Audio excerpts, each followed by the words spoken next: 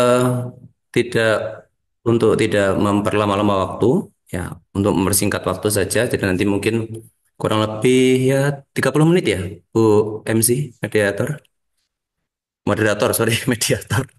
Berapa menit ini saya boleh untuk memaparkan 90, materi? 30 menit? 90 menit, Pak, kurang 90 lebih. menit ya. Oke, ya sudah. Jadi mungkin nanti sisanya kita combine aja dengan diskusi bagaimana? Boleh, Gitu Pak, ya. tapi nanti ada Oh. sesi tanya jawab 30 menit. Oh gitu, oke. Jadi biar lebih hidup nanti kita komunikasi dua arah saja.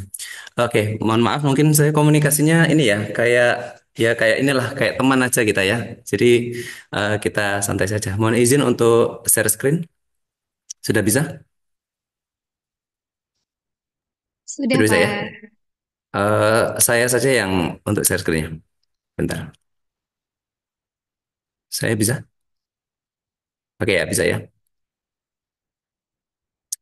Oke, kita mulai karena tema kita ini perceraian, emosi, solusi, atau ambisi. Jadi tema ini saya serahkan sepenuhnya kepada dosen pengampu, Ibu Isnaya Arina. Jadi ini tema yang cukup sulit untuk saya urai karena dari tiga kata ini itu merupakan kata kontradiksi ya, kontradiktur di mana ada makna negatif dan juga makna positif di baliknya ini. Tetapi saya mencoba untuk membongkar ini dari kacamata perspektif hukum perdata Islam khususnya yang saya tangani dan juga dari kacamata sudut secara agama. Kalau secara psikologinya mungkin udah dibedah kupas tuntas lah sama Bu Naya di dalam mata kuliah psikologi ini. Baik, kita mulai dari fenomena, di mana kalau teman-teman sekalian, saya menyebutkan teman-teman ya, rekan-rekan sekalian, mungkin kalau kita ketik di Google atau di mesin pencarian, apapun itu, tentu akan banyak sekali kasus-kasus perceraian yang mungkin yang fenomenal kita tahu ada kasusnya Iris Bella, kemudian ada Ria Ricis, kemudian ada kasusnya Ayus dan Nisa Sabian, kemudian ada kasusnya siapa namanya Andre Taulani, Desta, dan yang terbaru itu ada Baim dengan Paulina, seperti itu.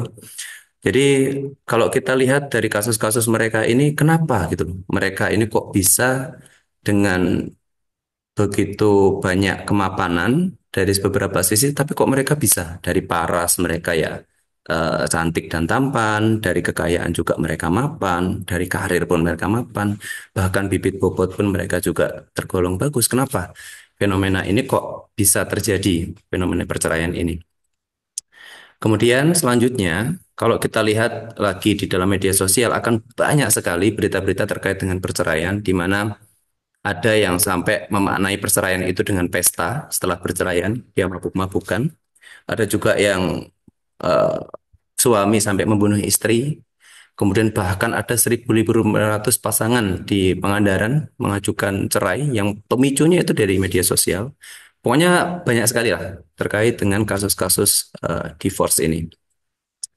Selanjutnya, fenomena selanjutnya, kalau kita lihat angka perceraian di tahun 2023 ini diambil dari Good Stats, dari mana ini juga diambil dari laporan Mahkamah Agung tahun 2023 yang lalu, karena 2024 belum dilaporkan oleh Mahkamah Agung nanti di tahun 2000 apa 2025 Februari.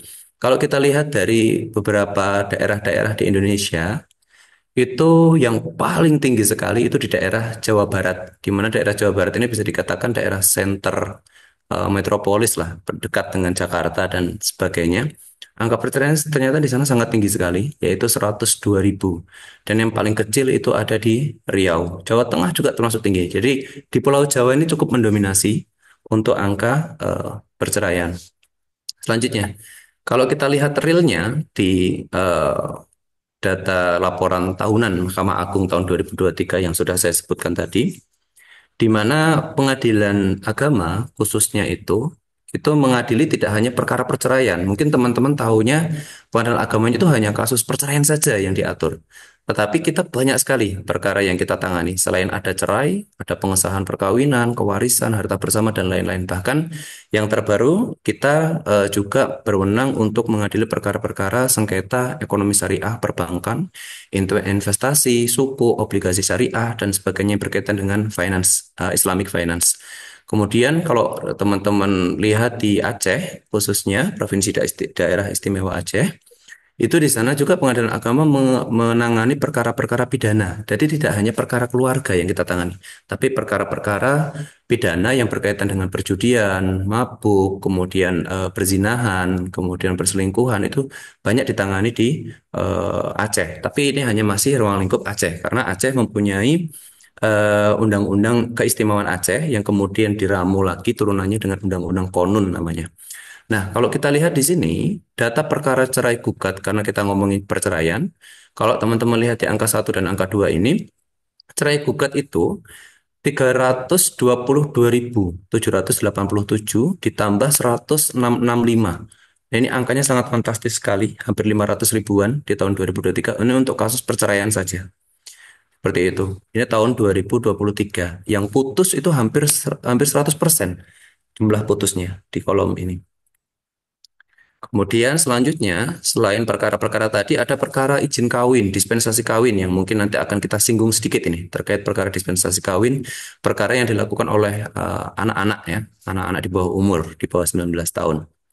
Nah, sebenarnya angka yang tadi saya sebutkan tadi itu lebih kecil dibandingkan tahun kemarin, tahun 2022. Tapi paling tidak, angka ini akan terus menaik sampai hari ini.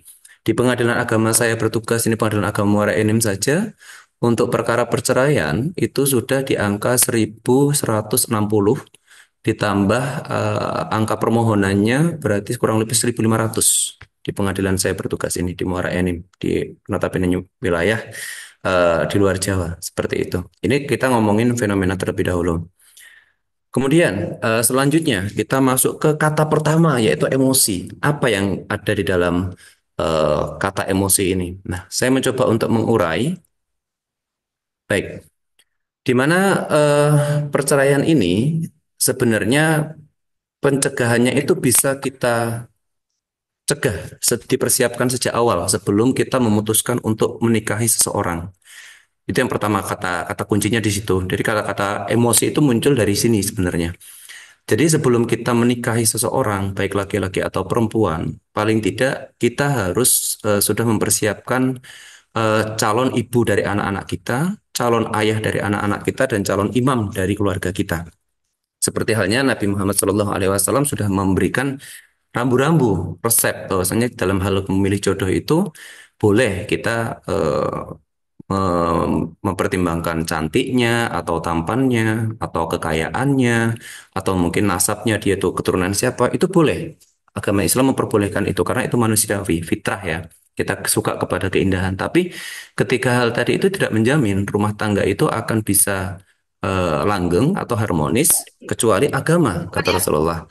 Namun muncul pertanyaan kembali di dalam perkembangannya, loh, ada orang yang agamanya bagus tapi cerai juga. Kadang juga mereka melakukan pelanggaran-pelanggaran juga KDRT. Nah, dalam konsep agama ini saya teringat sekali dulu ketika ngaji lah gitu kan di dalam kitab hadis-hadis biasanya sering dikatakan tentang konsep Islam, iman dan ihsan. Di mana agama ini sejatinya terdiri dari tiga lingkup ini, ya. Islam itu terdiri dari ya bunil Islamu ala khamsin lah, ada sholat, ada syahadat, ya, dan seterusnya sampai naik haji. Kemudian unsur yang kedua yang membuat agama ini bisa bagus yaitu iman, iman kepada Allah sampai kita iman kepada takdir baik dan takdir buruk. Terus yang terakhir ini yang kadangkala orang lupa yaitu ihsan. Jadi konsep ihsan ini yang kadangkala kita hanya fokus dalam beragama itu fokus pada Islamnya, tata cara kita beribadah dan fokus kepada keimanan kita kepada Allah seperti itu. Nah, konsep ihsan itu seperti apa? Konsep ihsan itu yang paling sederhana adalah kita melakukan sesuatu itu merasa diawasi Allah dan Allah tuh melihat kita. Artinya pengawasan terhadap apa yang kita lakukan dalam rumah tangga itu diawasi selalu oleh Allah dan akan dimintai pertanggungjawabannya kelak di yaumul kiamah. Kalau tidak dibalas di dunia ya di akhirat seperti itu. Jadi ketika ada seorang suami yang paham agama kok dia memukul istrinya, menganiaya istrinya, seharusnya kalau dia menerapkan konsep ihsan bahwasanya dia tahu apa perbuatannya itu akan dipertanggungjawabkan oleh Allah, maka dia nggak akan melakukan itu. Dia akan berpikir seorang istri ini sudah diasuh oleh orang tuanya, terus tiba-tiba dia pukul, dia aniaya. Itu kan kalau orang berpikirnya ihsan tentu tidak akan dia lakukan seperti itu. Kemudian selanjutnya pernikahan itu tidak sebatas akad seremonial sehari untuk mengumumkan status diri. Mungkin dikatain teman-temannya kita masih jomblo, di umur segini masih belum ada pasangan, atau desakan dari keluarga, atau mungkin juga dikejar umur. Nah, ini seringkali yang terjadi di pengadilan itu anak-anak yang dispensasi kawin seperti itu, atau yang pernikahannya dijodohkan dan sebagainya. Itu sering sekali ini pernikahannya tidak didasari dengan pengetahuan tentang berumah tangga.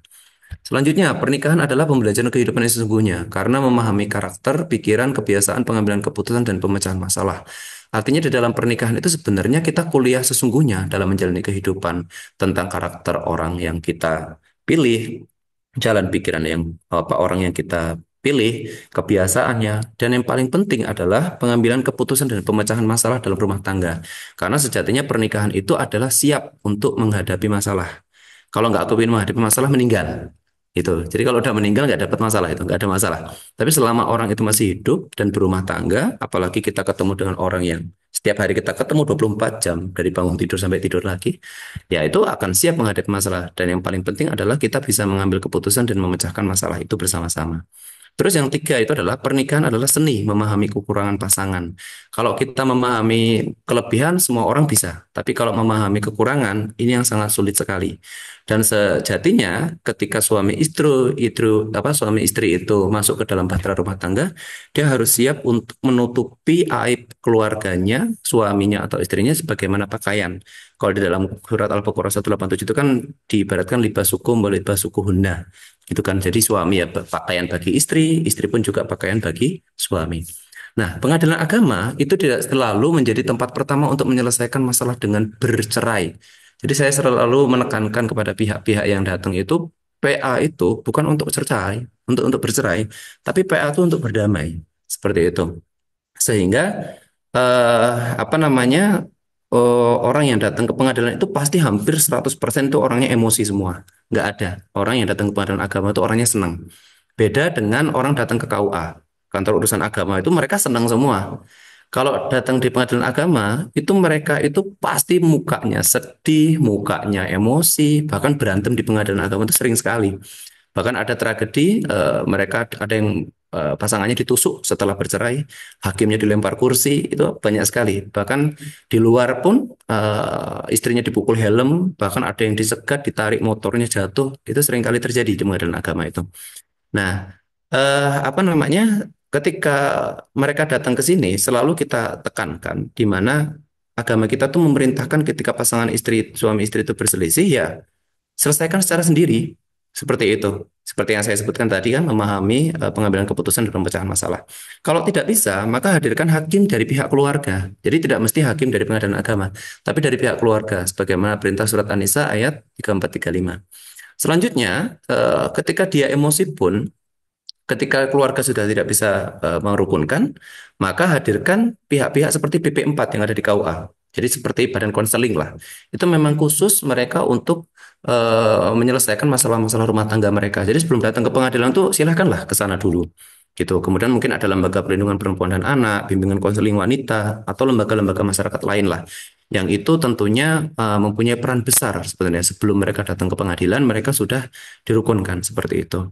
Nah, jika masih tidak bisa dilakukan di luar itu, maka datanglah ke pengadilan agama. Jadi terkait dengan kata emosi ini, kalau teman-teman saya tadi di awal saya paparkan ada permasalahan artis-artis yang menikah, apa namanya, kasus-kasus perceraian di para artis, kemudian rumah apa tetangga-tetangga kita atau rekan-rekan kita atau mungkin orang-orang di sekitar kita yang bercerai. Sesungguhnya penyebab orang bercerai itu ya ini emosi.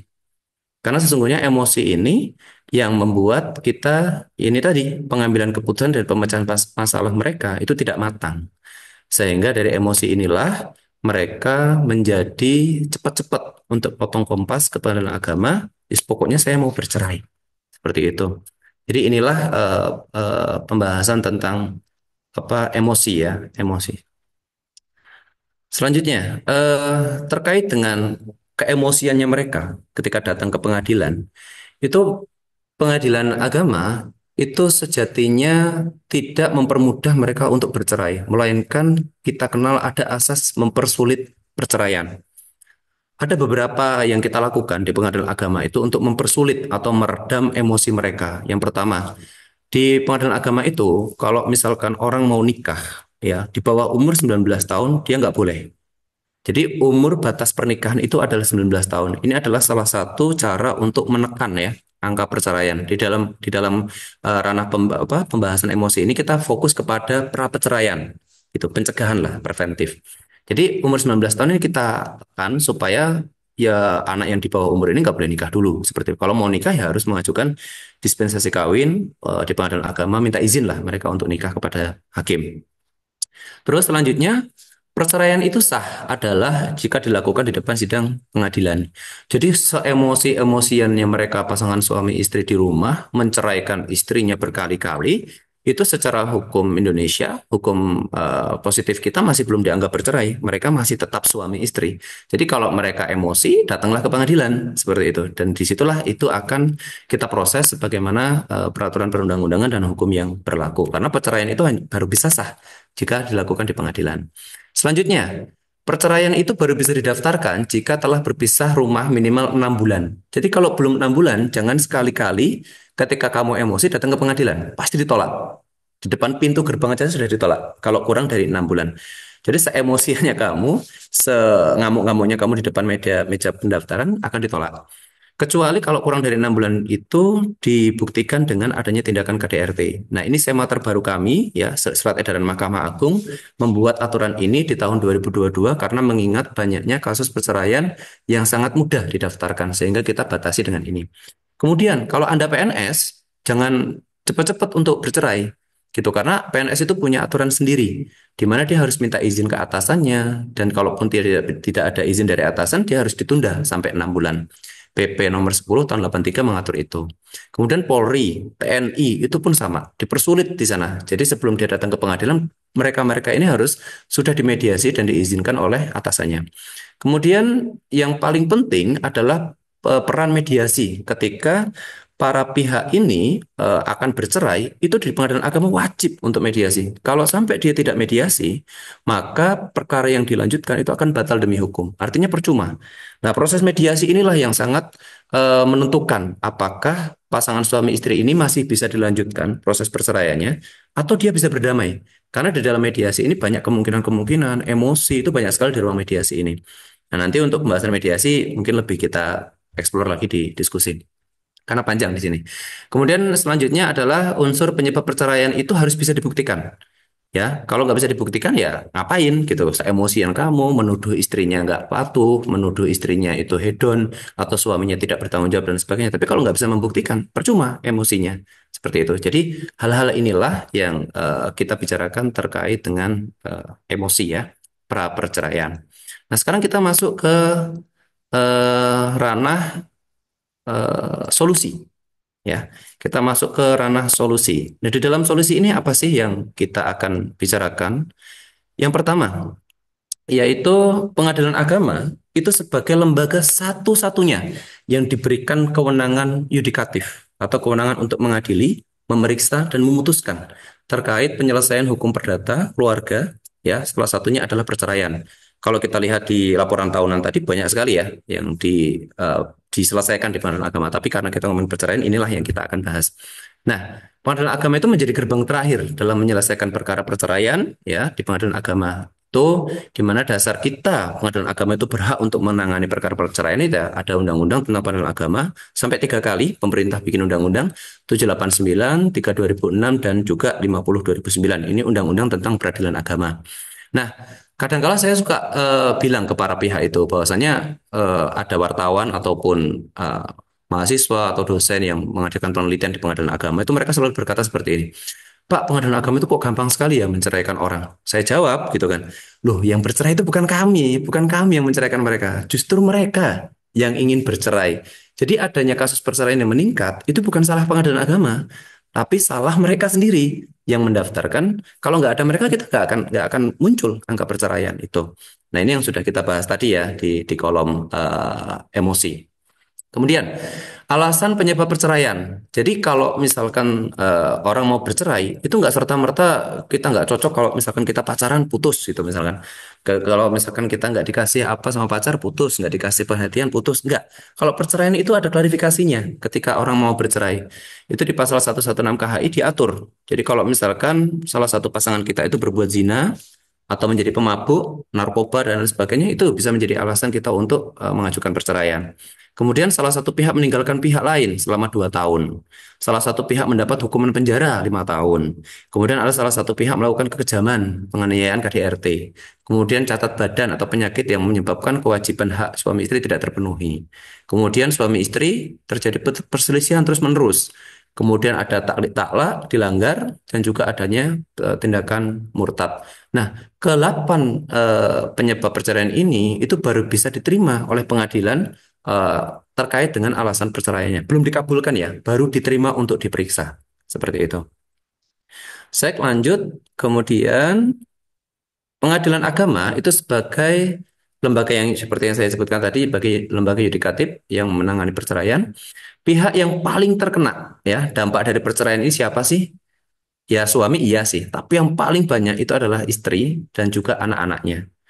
Di mana istri tentu akan menjadi janda, apalagi ketika istri itu tidak punya pekerjaan. Ini sangat berat sekali dia menjadi single fighter, single apa namanya, single parent bagi anak-anaknya. Karena suaminya kadang-kadang laki-laki ketika sudah menikah, apa sudah cerai, itu nggak berapa lama dia nikah lagi. Seperti itu. Tapi kalau istri itu mau menikah lagi itu sangat sangat sangat jarang karena yang dia pikirkan adalah anak-anaknya. Sehingga kadang-kala dia lebih fokus ngurusin anaknya dulu, baru dia nikah atau bahkan mungkin nggak nikah sampai akhir hayatnya.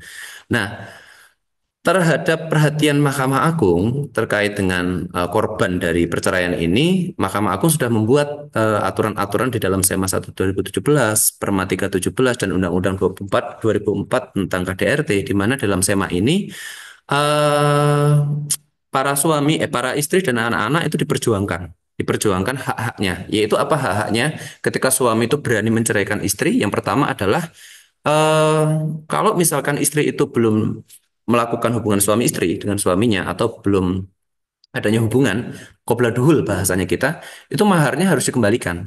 Seperti itu, maharnya harus harus dibayar dulu maharnya. Terus kemudian yang paling penting adalah mut'ah. Mut'ah itu adalah ketika suami menceraikan istri, dia harus memberikan uang penghibur hati lah bagi istrinya, karena istrinya selama ini sudah melayani suaminya dan lain sebagainya. Kemudian ada nafkah iddah. Selama 3 bulan perempuan tuh nggak boleh nikah. Ini suami wajib untuk memberikan nafkah, baik pakaian, tempat tinggal, dan lain sebagainya. Kemudian yang terakhir adalah apa? Yang selanjutnya adalah nafkah madiyah. Nafkah madiyah ini itu namanya untuk anak-anaknya ya. Kalau misalkan ada suami yang lalai terhadap nafkah anak-anaknya, maka bisa itu diminta, dituntut. Kemudian nafkah anak sampai 21 tahun. Nah, jadi nafkah anak itu bisa dituntut kepada suaminya untuk dicukupi sampai umur 21 tahun atau dia mandiri dan lain sebagainya. Kemudian pembayaran mut'ah, nafkah idah dan nafkah ini itu harus dibayarkan sebelum dia ikrar talak gitu. Jadi ketika suami bercerai dengan istri itu ada satu tahapan lagi setelah putus yang namanya ikrar talak. Nah, itu harus dibayarkan semua pada waktu itu. Karena untuk menjamin bahwasanya nafkah-nafkah tadi memang sudah dibayarkan. Kalau itu dibayarkan setelah ikrar, maka ya pembayaran tadi nggak akan bisa dijamin, dilindungi oleh hukum. Seperti itu. Kemudian seperti nafkah anak, itu setiap tahunnya ditambah 10% sampai 20%.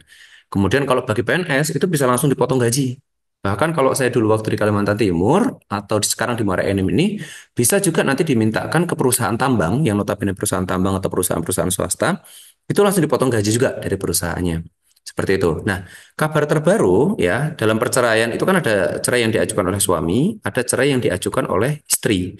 Nah, kalau cerai yang diajukan oleh suami itu nafkah-nafkah ini secara otomatis bisa dikeluarkan oleh hakim. Tapi kalau apa perceraian yang diajukan oleh istri atau kita menyebutkannya dengan cerai gugat. Nah, ini istri boleh mengajukan tuntutan nafkah sepanjang dapat membuktikan kemampuan dari si suami, baik pekerjaannya atau pekerjaan sampingan atau aset-aset yang dimiliki oleh suami. Selanjutnya di kolom ambisi. Nah, ini terakhir. Di ambisi ini kita akan berbicara tentang pasca perceraian. Sorry, sorry, ambisi. Ya, pasca ceraian. Jadi kita akan berbicara tentang pasca perceraian dari sebuah perceraian itu apa sih, gitu kan? Perceraian itu bisa jadi menjadi solusi, namun juga bisa menjadi babak awal masalah baru. Jadi kalau saya pernah guyon sama Bu Naya, gitu kan, masih ingat nggak Bu Naya? Lembaga yang apa namanya tidak mempunyai masalah itu apa? Yaitu Penggadaian. Lembaga Penggadaian itu lembaga yang sama sekali tidak punya masalah karena di sana mengatasi masalah tanpa masalah gitu. Itu tagline-nya. Nah, tetapi perceraian ini itu bisa menjadi solusi, namun juga bisa menjadi babak awal masalah baru. Sebagai solusi mungkin bagi perempuan yang sudah mapan, atau mungkin belum punya anak, atau mungkin dia juga terkena KDRT dan sebagainya, mungkin ketika bercerai dia akan merdeka tuh. Mungkin teman-teman pernah lihat di short, reels atau di TikTok yang ada konten seorang perempuan memegang akte cerai, bahagia sekali gitu kan ketika dia keluar dari pengadilan itu. Saya lulus, dapat ijazah baru seperti itu. Ya mungkin dia sudah mendapatkan tekanan dari suami yang begitu hebat, siksaan dari suami yang begitu hebat, tapi dia independen gitu. Apalagi kan kalau kita lihat di era-era sekarang ini banyak perempuan-perempuan yang sudah independen, mempunyai penghasilan sendiri.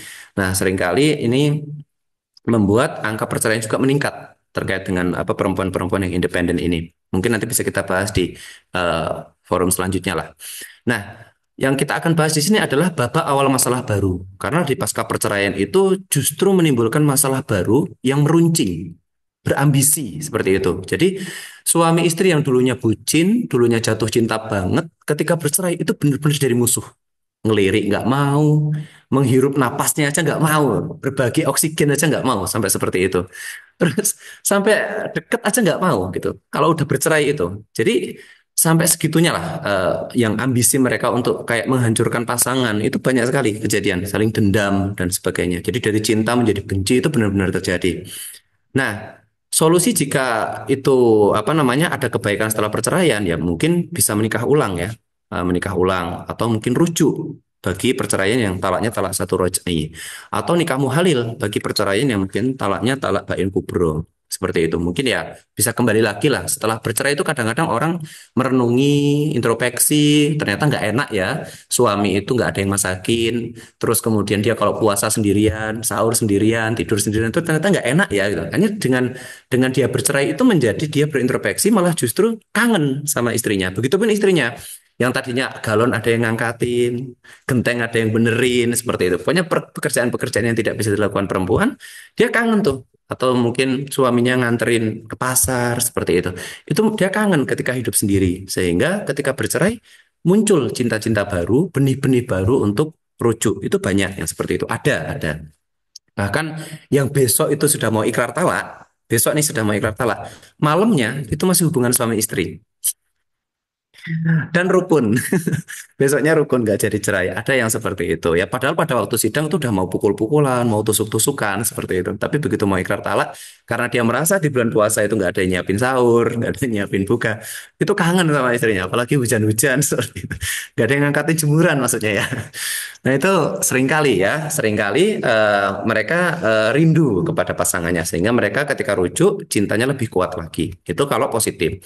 Nah yang kita diskusikan yaitu terkait dengan permasalahan baru setelah perceraian. Yang katanya solusi malah menimbulkan masalah baru. Yang pertama adalah gugatan harta bersama atau kalau kita kenal dengan gonogini, ya harta gonogini. Nah ini nyata sekali yang terjadi di dalam masyarakat kita, di mana setelah menikah itu rebutan masalah harta. Rebutan dulu itu katanya harta waris, kata itu harta bawaan, ada itu dulu harta itu saya yang beli, tanah itu saya yang beli, mobil ini saya yang nyicil, itu rebutan di situ.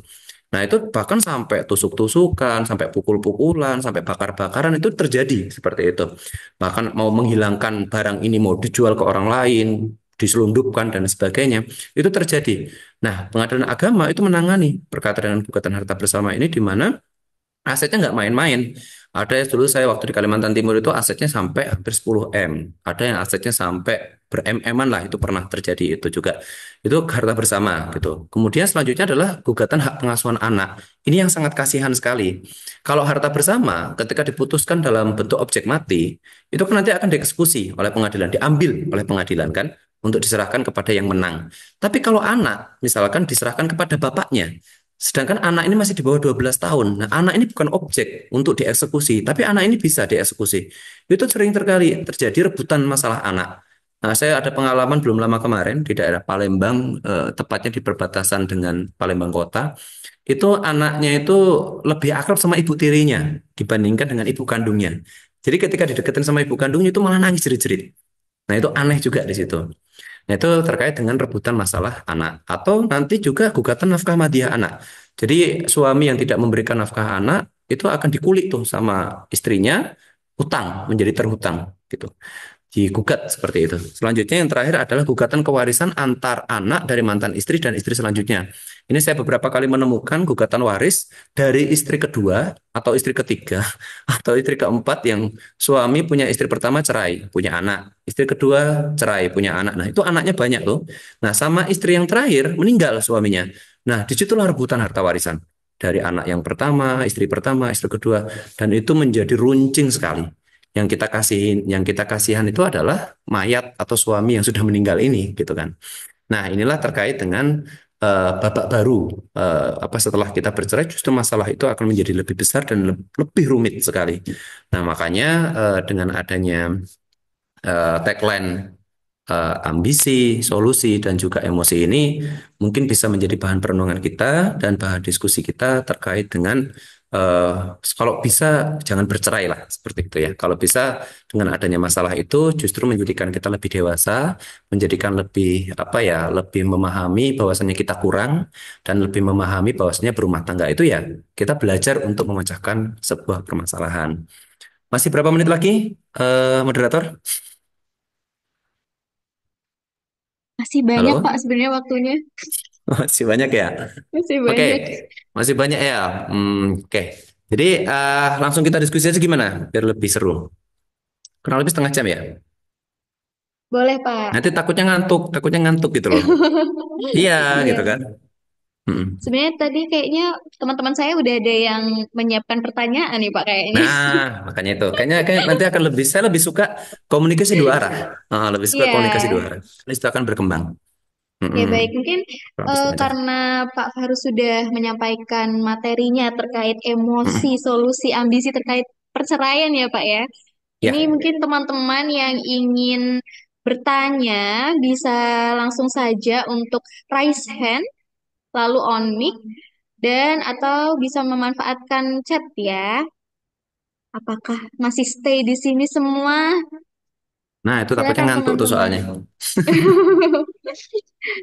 Kameranya buat yang belum diaktifin, boleh diaktifin biar bangun semuanya. Untuk moderator bisa di-share juga PPT-nya kalau memang mau di-share ke peserta. Oke, baik. Pak. Nggak Nanti apa-apa. untuk panitia nanti akan share PowerPoint-nya ke grup WhatsApp. Oke, ayo teman-teman silahkan untuk yang ingin bertanya kita tunggu dulu Ada atau itu mungkin Aina nanti. Zahra. Aina Zahra. Oke, Aina Zahra, dipersilahkan untuk on mic, silahkan. Oke, baik. Sebelumnya, permisi, apakah suara saya terdengar? Ya, terdengar.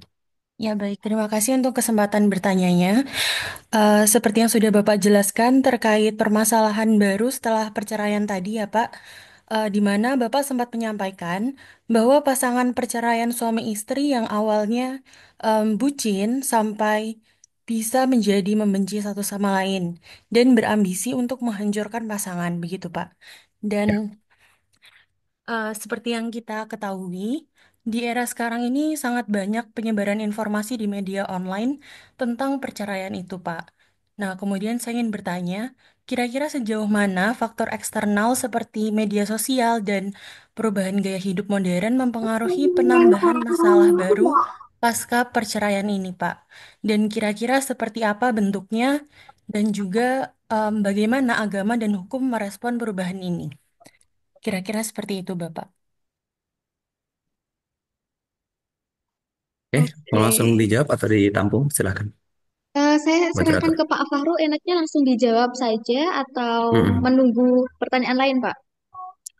Dua lagi boleh?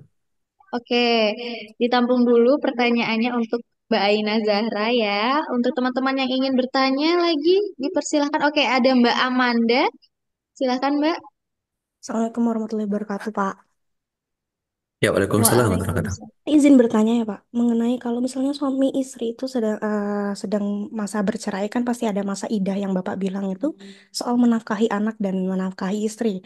Apabila sang mantan suami itu tidak memberi nafkah kepada mantan istri pada masa nafkah idah dan bahkan sampai eh, dia bercerai lama, si suami ini tidak menafkahi anaknya itu bagaimana ya Pak solusinya? Dan apabila sang istri ini sebenarnya dia memiliki harta yang banyak dengan dia yang dihasilkan oleh dirinya sendiri, tapi masalahnya adalah sang istri ini menghasilkan harta tersebut pada saat masa pernikahan. Dan yang saya tahu adalah jika di Indonesia, hukum Indonesia itu kalau di pernikahan itu eh, kalau menghasilkan menghasilkan harta saat pernikahan itu kalau bercerai itu dibagi dua. Bagaimana solusinya agar uang yang dihasilkan oleh sang istri ini dipertahankan oleh istri dan tidak dibagi dua kepada sang suami? Makasih, Pak. Ya, oke, cukup. Satu lagi? Oke, terima kasih Mbak Amanda. Kita tampung dulu satu pertanyaan lagi yang ingin mengajukan. Wah, Oke, banyak ya. wah banyak ternyata Pak. Langsung. Oke, ini Mas Ilham Raffi dulu ya. Silahkan Mas. Apakah suara saya terdengar? Terdengar? Oke, jadi dalam konteks hukum di Indonesia, apa aja sih faktor-faktor yang dapat menjadi dasar pengajuan perceraian yang sah? Terima kasih. Oke, Maaf Mas ada. Ilham Raffi. Tadi agak mendem suaranya di saya. Bisa diulang?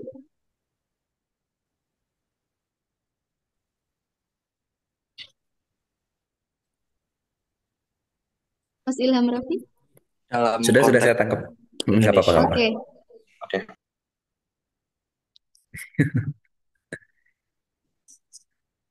Oke, sudah bisa saya tangkap tadi, moderator. Oh, oke, Pertanyaan sudah dari bisa Ilham Raffi. ditangkap ya, Pak. Sudah bisa ditangkap. Oke. Mm, Oke, baik. Mungkin bisa dijawab dari pertanyaan Mbak Aina Zahra ya, Pak. Tadi mm, menanyakan terkait apakah ada faktor, faktor eksternal kayak media sosial gitu kan. Tadi ada perceraian dari Baim, Paula, kayak gitu ya, Pak ya. Terus mm. ada perubahan gaya hidup modern yang mempengaruhi persepsi masyarakat tentang perceraian. Nah, itu dilihat dari perspektif agama dan juga hukum seperti apa. Ya, baik. Oke, terima kasih, saudara moderator, atas waktunya. Langsung saya jawab ya, dari pertanyaan dari Mbak siapa Aina ya, Aina Zahra. Seperti yang saya sebutkan tadi di kolom fenomena ya, fenomena bahwasanya hampir mulai era di mana ada WhatsApp, ada Facebook, itu kasus perceraian meningkat sekali. Itu sangat real dan itu datanya memang benar-benar ada. Kami temukan di beberapa kasus yang kami tangani. Masalahnya itu berangkat dari media sosial gitu. Jadi misalnya saya kasih contoh yang pernah saya alami dulu itu ketika belum mengenal Facebook suami istri ini pernah saya tangani dulu waktu saya jadi cakim ya. Saya jadi calon hakim itu kan dulu di Kalimantan Tengah dan juga di Pengadilan Agama Purwodadi. Jadi 1 tahun di Kalteng, 1 tahun di Purwodadi gitu. Jadi waktu saya jadi calon hakim itu kan kita ikut membantu para hakim menangani perkara-perkara di dalam persidangan, baik di dalam persidangan maupun kita dalam pembuatan putusan. Itu kita diberikan akses ke situ untuk memberikan tanggapan, analisis, dan juga penilaian hukum terkait kasus-kasus itu. Ada sebuah kasus dulu ketika belum ada era Facebook, media sosial, seorang istri ini tidak mengenal yang namanya fashion, tidak mengenal yang namanya skincare, tidak mengenal yang namanya tas branded dan sebagainya lah seperti itu, atau mungkin gadget-gadget yang mewah seperti itu.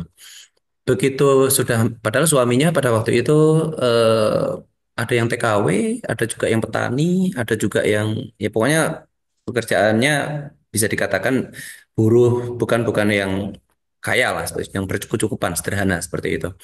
Nah, begitu mengenal Facebook, mengenal Instagram, mengenal TikTok, dia mengetahui tuh lewat teman-temannya yang pamer tas barulah, sepatu barulah, atau skincare yang terbarulah, atau juga hal-hal lain yang baru, makan di tempat-tempat enak diposting. Nah, ternyata itu menjadi sindrom efek ya, baik dari eksternal kepada pasangan si istri ini. Apalagi kan perempuan ini nanti mungkin bisa diklarifikasi ya oleh teman-teman yang di perempuan. Perempuan itu kan mata ya laki-laki juga sih. Cuman perempuan tuh lebih ke suka apa gitu, suka apa, pengen gitu kan.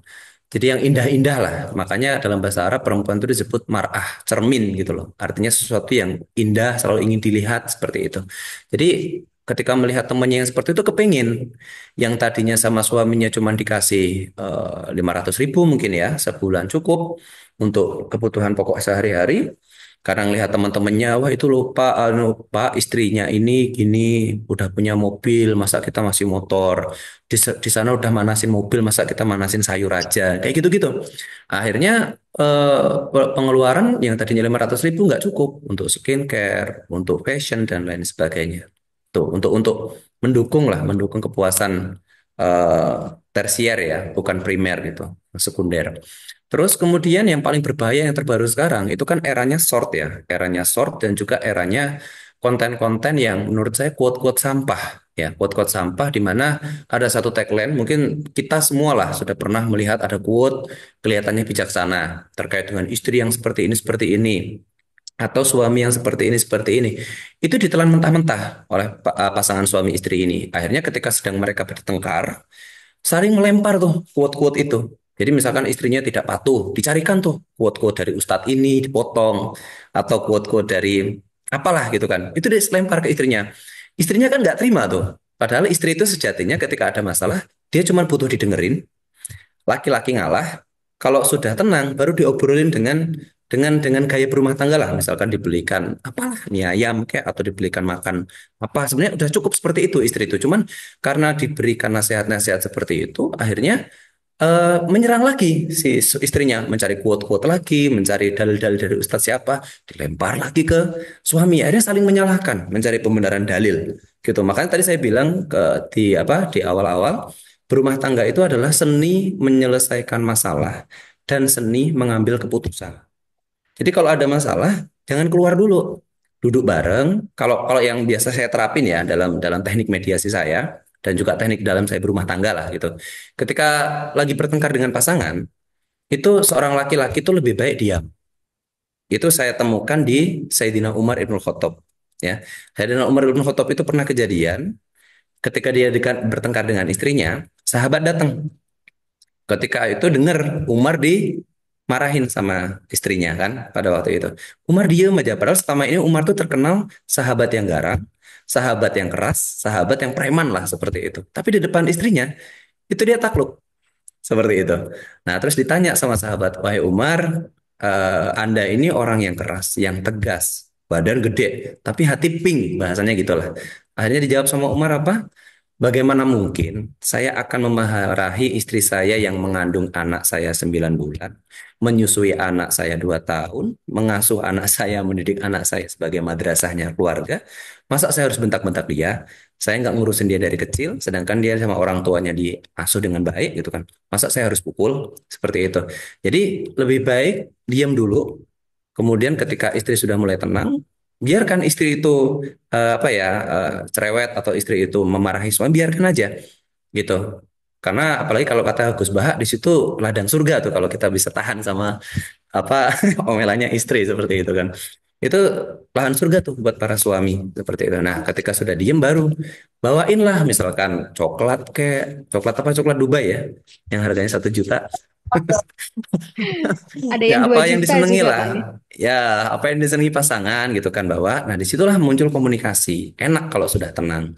Nah yang terjadi itu tadi karena dia pakai media sosial, short dan sebagainya, akhirnya kan budaya literasi kita membaca tentang fikih keluarga, budaya kita literasi untuk kita ngaji sama ustadz atau kiai atau guru-guru agama kita itu berkurang. Jadi menganggap quote-quote tadi itu yang saya sebut quote sampah itu kita tidak mengcross-checknya dari kitab-kitab atau buku-buku yang lebih lengkap. Bagaimana cara Rasulullah menghadapi kecemburuan istri, bagaimana Rasulullah pada waktu itu Aisyah dituduh selingkuh. Aisyah kan pernah dituduh selingkuh dulu itu kan sampai Rasulullah tuh bermuka masam merah pada waktu itu bagaimana Rasulullah mengajarkan ketika ada tuduhan di dalam rumah tangga kita, prahara rumah tangga kita memerintahkan untuk tabayun.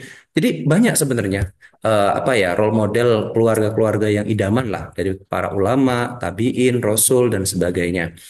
Gitu. Jadi kalau dikatakan apakah media sosial itu sangat berperan sekali dalam penyebab perceraian, iya sangat berperan sekali. Makanya mungkin di dalam rumah tangga kita perlu dibatasi lah terkait dengan gadget, kemudian menelan mentah-mentah quote seperti itu, dan mungkin lebih banyak didiskusikan. Misalkan ada quote terkait dengan seperti ini, diskusikan dengan suami apakah seperti itu benar ataukah seperti itu sudah layak bagi suami istri karena tidak sepenuhnya benar gitu apa quote-quote yang ada di dalam seperti itu. Terus kemudian terkait dengan korelasinya dengan hukum ya, banyak sekali para pihak itu apa mencantumkan bukti-bukti media sosial. Pernah kejadian saya itu menemukan ini mungkin agak sedikit vulgar ya. Istrinya itu ditinggal sama suaminya bekerja tambang. Terus karena pekerjaan tambang itu di Kalimantan Timur itu kan dari pagi sampai pagi bekerjanya itu. Kadang ketemunya itu cuma sebentar. Dan suami kalau pulang itu cuma tidur. Gitu. Jadi kadang-kadang suami udah capek, anak di rumah ribut, itu suami ngamuk-ngamuk. Nah, akhirnya si istri tadi, karena maaf ya, tidak menemukan kepuasan batin sama suaminya. Kepuasan batin dalam arti bukan hanya eh, biologis ya, tapi kepuasan batin dipuji dan lain sebagainya. Akhirnya dia mencoba mengeksplor dirinya di media sosial. Mungkin ada media-media yang mengeksplor bagian-bagian sensitif lah yang kurang layak untuk ditonton. Itu pokoknya seperti itulah nanti bisa di browsing sendiri. Nah, itu dia mengeksplor di Facebook, ada yang juga di Twitter.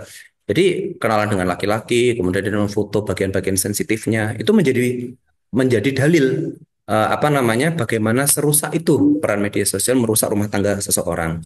Nah, hanya itu dijadikan sebagai alat bukti, itu menjadi dokumen elektronik bagi kami, bahkan ada yang dalam bentuk video, bahkan juga di Kalimantan itu saya temukan, maaf, istrinya itu dijual sama suaminya. Istrinya dijual oleh suaminya di salah satu aplikasi, itulah pokoknya, nanti bisa di cross check. Jadi apa namanya istrinya dijual untuk ya banyak apa ya penyimpangan-penyimpangan lah. Penyimpangan-penyimpangan seperti itu baik dari suami ataupun istri dan bahkan ada juga suaminya itu yang maaf ya bisa dikatakan ustadz lah gitu. Itu yang punya punya penyimpangan itu. Yaitu tadi karena banyak peran dari dunia internet atau media sosial. Nah, ketika itu dihadirkan sebagai bukti elektronik dulu mungkin belum tidak kami terima ya bukti elektronik. Tapi sekarang bukti elektronik di dalam hukum perceraian itu kita tetapkan sebagai bukti permulaan. Bukti permulaan itu artinya bukti untuk menguat bagi hakim untuk menceraikan bahwasanya benar-benar rumah tangga mereka ini lagi ada masalah. Itu kaitannya dengan media sosial. Cukup seperti itu dari Bu Aina, panjang sekali ya. Oke, untuk Mbak Aina, Oke. apakah sudah cukup menjawab? Baik, sudah sangat cukup menjawab, baik dari tadi em, bentuk-bentuknya juga ya Bapak. Terima kasih atas Ya. Hmm. jawabannya. Oke. Oke. Terus selanjutnya pertanyaan kedua dari Oke, Amanda, Mbak. pertanyaan kedua tadi dari Mbak Amanda ya Pak, terkait Hmm. gimana kalau misalnya dalam proses perceraian ternyata pas masa idah itu suami tidak memberikan nafkahnya kayak gitu. Terus istri itu punya harta yang banyak, tapi nanti pas perceraian apakah harus dibagi dua sama suaminya atau bagaimana caranya biar nggak perlu dibagi dua kayak gitu Pak, mungkin intinya. Ya, oke. Baik, langsung saya jawab sekaligus. Sebenarnya tadi sudah saya singgung ya, tapi hanya pemantik. Nah, eksplornya di sinilah lebih luasnya. Jadi, ketika seorang suami menceraikan seorang istri, itu kalau di pengadilan agama namanya cerai talak. Ya, cerai talak dan cerai gugat. Ini clue nanti akan saya tanyakan di session. Jadi ada bedanya cerai talak dengan cerai gugat. Kalau cerai talak itu yang mengajukan suami, kalau cerai gugat itu yang mengajukan istri. Dua-duanya boleh ya. Kalau dalam Islam mungkin namanya khuluk ya kalau dari istri. Nah, kalau cerai talak ini suami itu wajib memberikan apa yang namanya nafkah iddah. Seperti itu nafkah iddah di mana perempuan itu kalau sudah dicerai itu nggak boleh nikah sampai 3 bulan, deket sama laki nggak boleh, pacaran nggak boleh, membuka ruang lagi untuk dinikahi orang nggak boleh, karena dia masa 3 bulan itu masa istibro kalau dalam fikih ya, dan juga dia masa tunggu apabila nanti suaminya akan merujuk kembali atau menikahi kembali si mantan istri ini. Nah, di dalam 3 bulan ini istri kan terbatas sekali nih ruang geraknya, sehingga suami itu wajib memberikan nafkah idah. Nah, supaya nafkah idah ini bisa dibayarkan, ya, surat Mahkamah Agung sudah memberikan tata caranya supaya nafkah idah ini bisa diterima, dinikmati oleh si istri. Kapan itu dibayarkannya? Pembayarannya itu adalah ketika nanti sidang ikrar talak. Jadi kalau sidang cerai talak, cerai yang diajukan oleh suami, itu ada 2 persidangan. Yang pertama adalah sidang putusannya, pembacaan putusan. Kemudian ada sidang satu lagi namanya sidang ikrar talak. Jadi kalau seorang suami mengajukan cerai, sidang putus, kok dia tidak mengajukan tidak melanjutkan dengan sidang ikrar talak, tidak melaksanakan sidang ikrar talak, maka dia statusnya belum cerai, masih tetap suami istri. Nah, tapi kalau misalkan dia nanti melakukan sidang ikrar talak, maka sah itu. Dia sudah bisa mendapatkan namanya akte cerai atau status cerai sah secara agama maupun negara. Nah, pemberian nafkah idah itu diberikan sesaat sebelum pengucapan sidang ikrar talak. Jadi ketika suami hari ini agendanya sidang ikrar talak, ketika kita akan persilahkan suami untuk ikrar talak, kita akan perintahkan suami untuk memberikan nafkah idah di depan hakim, di depan persidangan kepada si istrinya. Saat itu juga.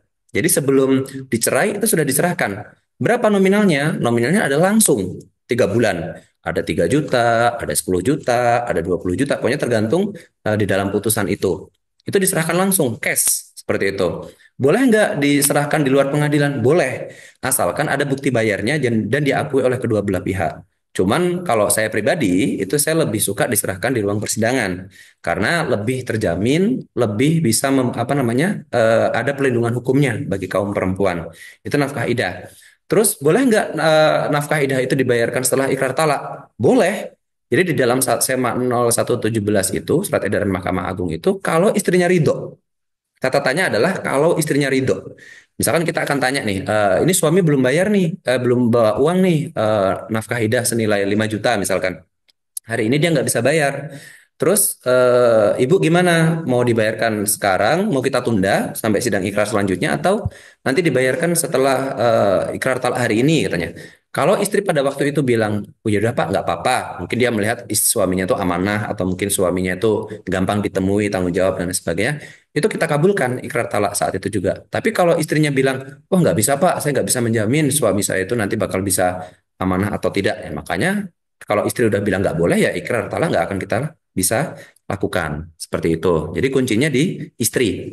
Itu terkait dengan nafkah idah. Terus kemudian terkait dengan harta gonogini tadi juga sudah saya sebutkan ya. Ini seringkali banyak sekali. Nah, terkait dengan pertanyaannya Mbak Manda tadi relate banget dengan perkara yang saya putus kemarin hari Jumat.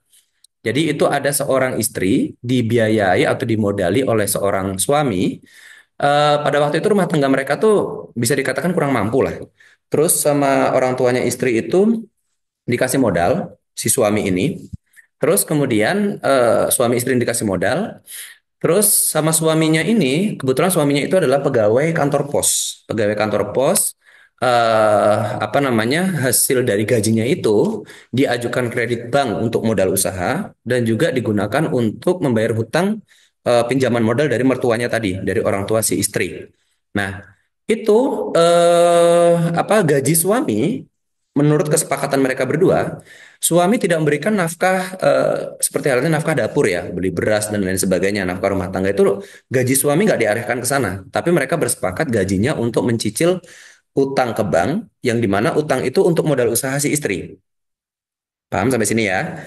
Terus sedangkan penghasilan dari usaha toko yang mereka rintis itu dari hasil pinjaman orang tua dan pinjaman dari bank itu digunakan untuk kebutuhan rumah tangga, ya beli beras, minyak, bayar listrik, PDAM dan lain sebagainya. Itu dari situ. Nah, ternyata ini menjadi masalah ketika mereka sedang bertengkar. Si istri menganggap si suami tidak memberikan nafkahnya. Si suami menganggap, loh, kan nafkah saya sudah habis untuk nyicil usaha kamu.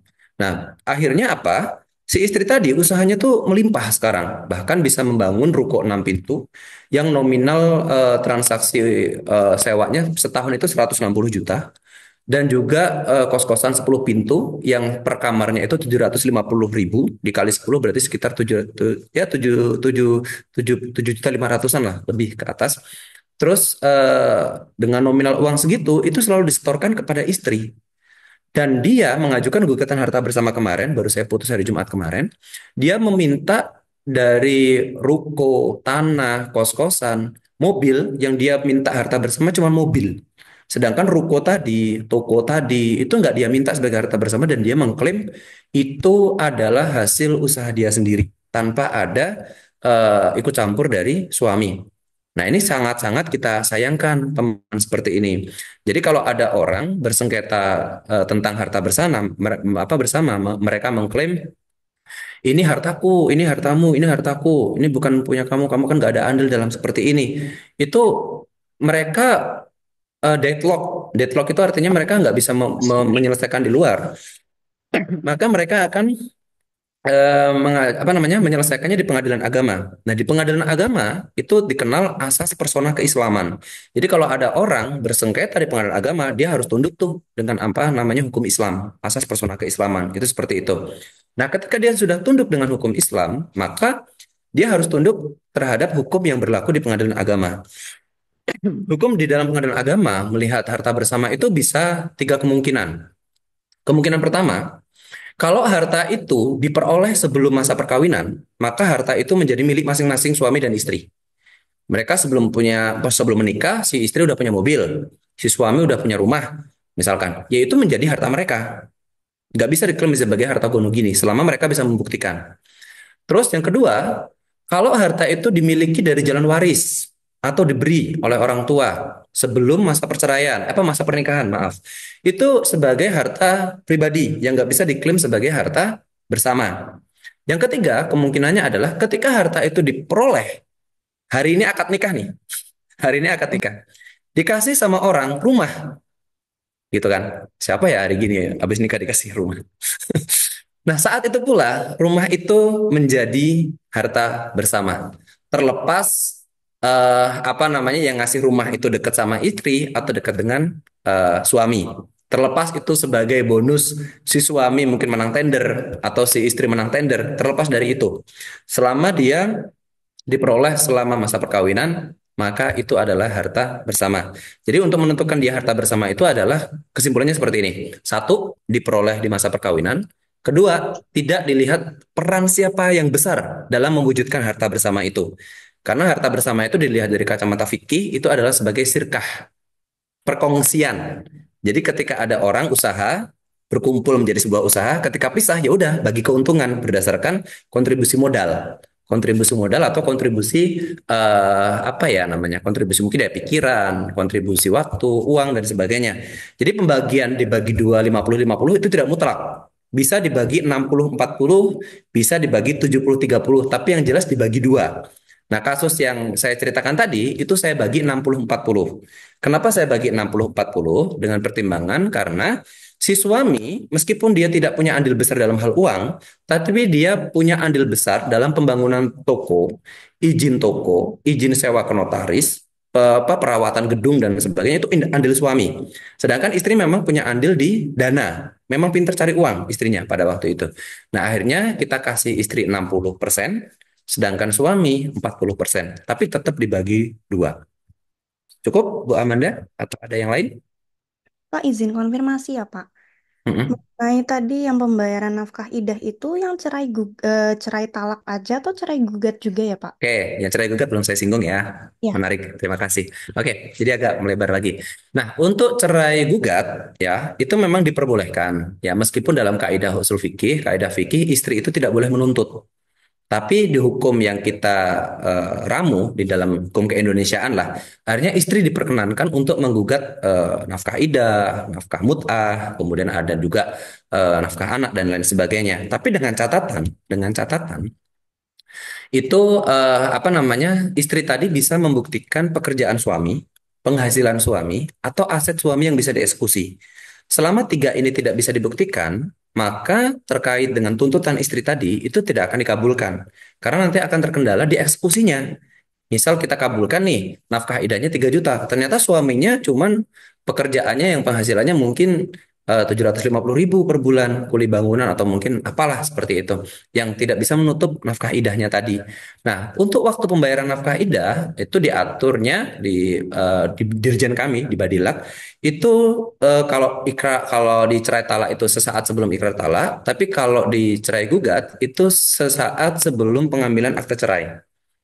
Ya, jadi ketika nanti sebelum ngambil akte cerai si suami, itu nanti akan ditanya oleh para petugas itu bahwasanya uang itu akan diberikan langsung ke istri atau dititipkan ke pengadilan dalam bentuk konsinyasi. Kalau dalam bahasa hukumnya adalah konsinyasi, uang titipan dari para pihak dititipkan ke pengadilan, nanti akan diberikan kepada pihak yang bersangkutan atau yang dimenangkan.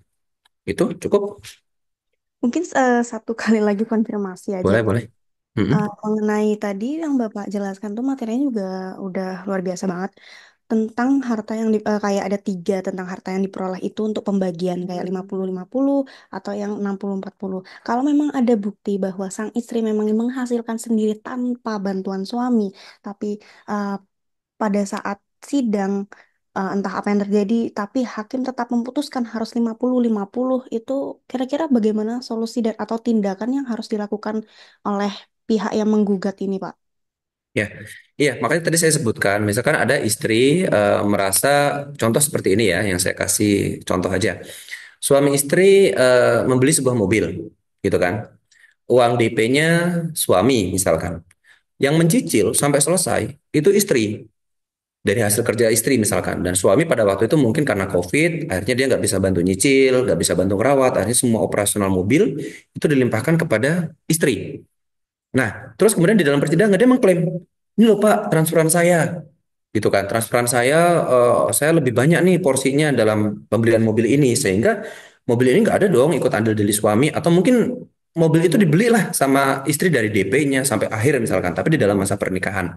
Makanya tadi saya sebutkan di dalam konsep harta bersama itu tidak melihat siapa yang punya porsi, gitu. Maksudnya porsi itu nggak menentukan. Dia tidak menentukan dia menjadi hak milik. Porsi itu hanya menentukan besaran bagian ya. Dia tidak menutup harta bersamanya sehingga itu menjadi hak milik dia.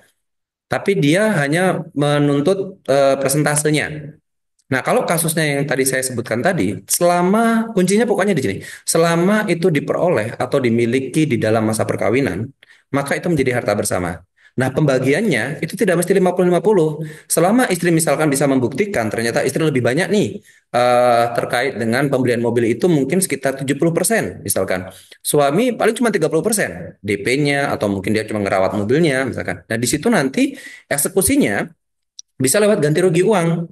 Misalkan ditaksir harga mobil mobil Innova misalkan Innova Reborn kalau dijual lagi mungkin sekitar 570 juta atau mungkin 400 juta. 500 lah biar gampang ya, 500 juta. Nah, 500 juta itu dibagi 30% untuk suami, 70% untuk si istri. Nah, eksekusinya nanti seperti apa? Misalkan suami ngasih uang nih sekian dengan persentasenya atau mobil itu nanti akan dijual. Seperti itu. Misalkan nih mobil 500 juta ditaksir gitu kan. Ya udah suami ngasih 30 apa namanya? Istri ngasih 30% kepada si suami dengan nominal taksiran harga mobil tadi. Kalau memang itu sistemnya ganti uang, ganti kerugian. Tapi kalau misalkan mau dieksekusi real, ya mobil itu dijual. Harganya berapa? Nanti dibagi sesuai persentase. Yang jelas adalah tadi saya bilang apa namanya ikut andil kita terhadap pembelian harta bersama itu tidak menutup itu menjadi hak milik, tetapi dia hanya mempengaruhi terkait dengan besaran pembagian selama dibeli di saat pernikahan. Garis merahnya di situ. Kalau istri bisa membuktikan pembeliannya itu sebelum pernikahan, maka itu bisa menjadi hak milik si istri. Jadi waktu perolehan yang dijadikan kata kuncinya. Cukup? Baik, cukup Pak. Terima kasih banyak ya Pak. Oke, sama-sama. Next, lanjut. Tadi si Ilham ya. Ya, betul Pak. Dari Hmm. Mas Ilham tadi pertanyaan Mbak Amanda Ya. sangat kritis ya Pak ya. Kalau dari Mas Ilham Raffi ini menanyakan tentang faktor yang menjadi dasar pengajuan perceraian yang sah itu seperti apa di Ya. Indonesia?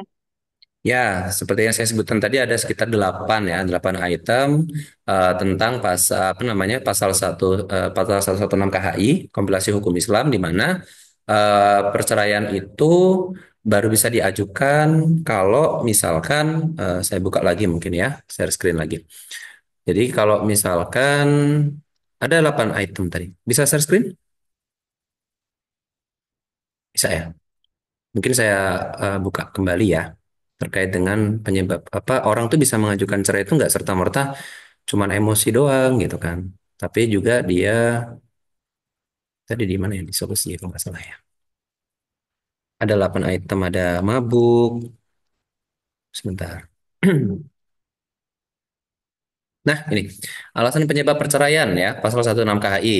Bisa dibaca yang pertama, salah satu pihak berbuat zina atau menjadi pemabuk, pemadat, penjudi dan lain sebagainya. Ditambah satu lagi nih, istrinya suka belanja online tanpa bilang suami atau suaminya suka main game top up, main game Mobile Legends atau judi online. Nah, sering nih di sini nih, kolom pesama. Yang sering banget sekarang tuh judi online. Judi online atau istrinya tuh sering ikut pinjol pinjaman online atau ikut Shopee, tiba-tiba Shopee Pay-nya membengkak. Nah, seperti itu. Tapi nanti saya ada voucher Shopee nanti. Oke ya. Lanjut nomor dua, salah satu pihak meninggalkan pihak lain selama 2 tahun berturut-turut. Nah, jadi kalau ada salah satu pihak, suami atau istri, pergi, kalau di lagunya itu apa sih? Sri pamit tuku terasi ya, nggak balik-balik lagi itu kan. Bang Toyib, Bang Toyib. Nah, di sinilah nih, kolom kedua. Makanya lagu Bang Toyib sama Sri Kapan Kue Bali itu ya muncul dari sini nih. Istrinya pergi tanpa pamit gitu kan. Pamitnya beli terasi tapi kok nggak pulang-pulang. Nah, di sini nih Bang Toyib, Bang Toyib. Nah, di sini nih. Jadi tanpa pamit. Terus selanjutnya salah satu pihak mendapat hukuman penjara 5 tahun. Jadi misalkan ada suami main narkoba atau main apalah judi kena penjara 5 tahun oleh pengadilan negeri, maka itu bisa diajukan. Atau seorang istrinya mungkin membunuh atau apa, yang pidananya itu 5 tahun atau mungkin lebih, itu bisa diajukan perceraian.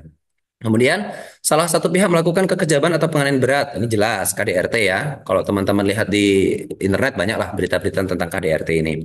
Kemudian salah satu pihak mendapat cacat badan atau penyakit. Nah, ini yang kasihan. Kadang-kadang suaminya maaf ya stroke. Kasus yang di artis tuh ini siapa? Indra Bekti ya.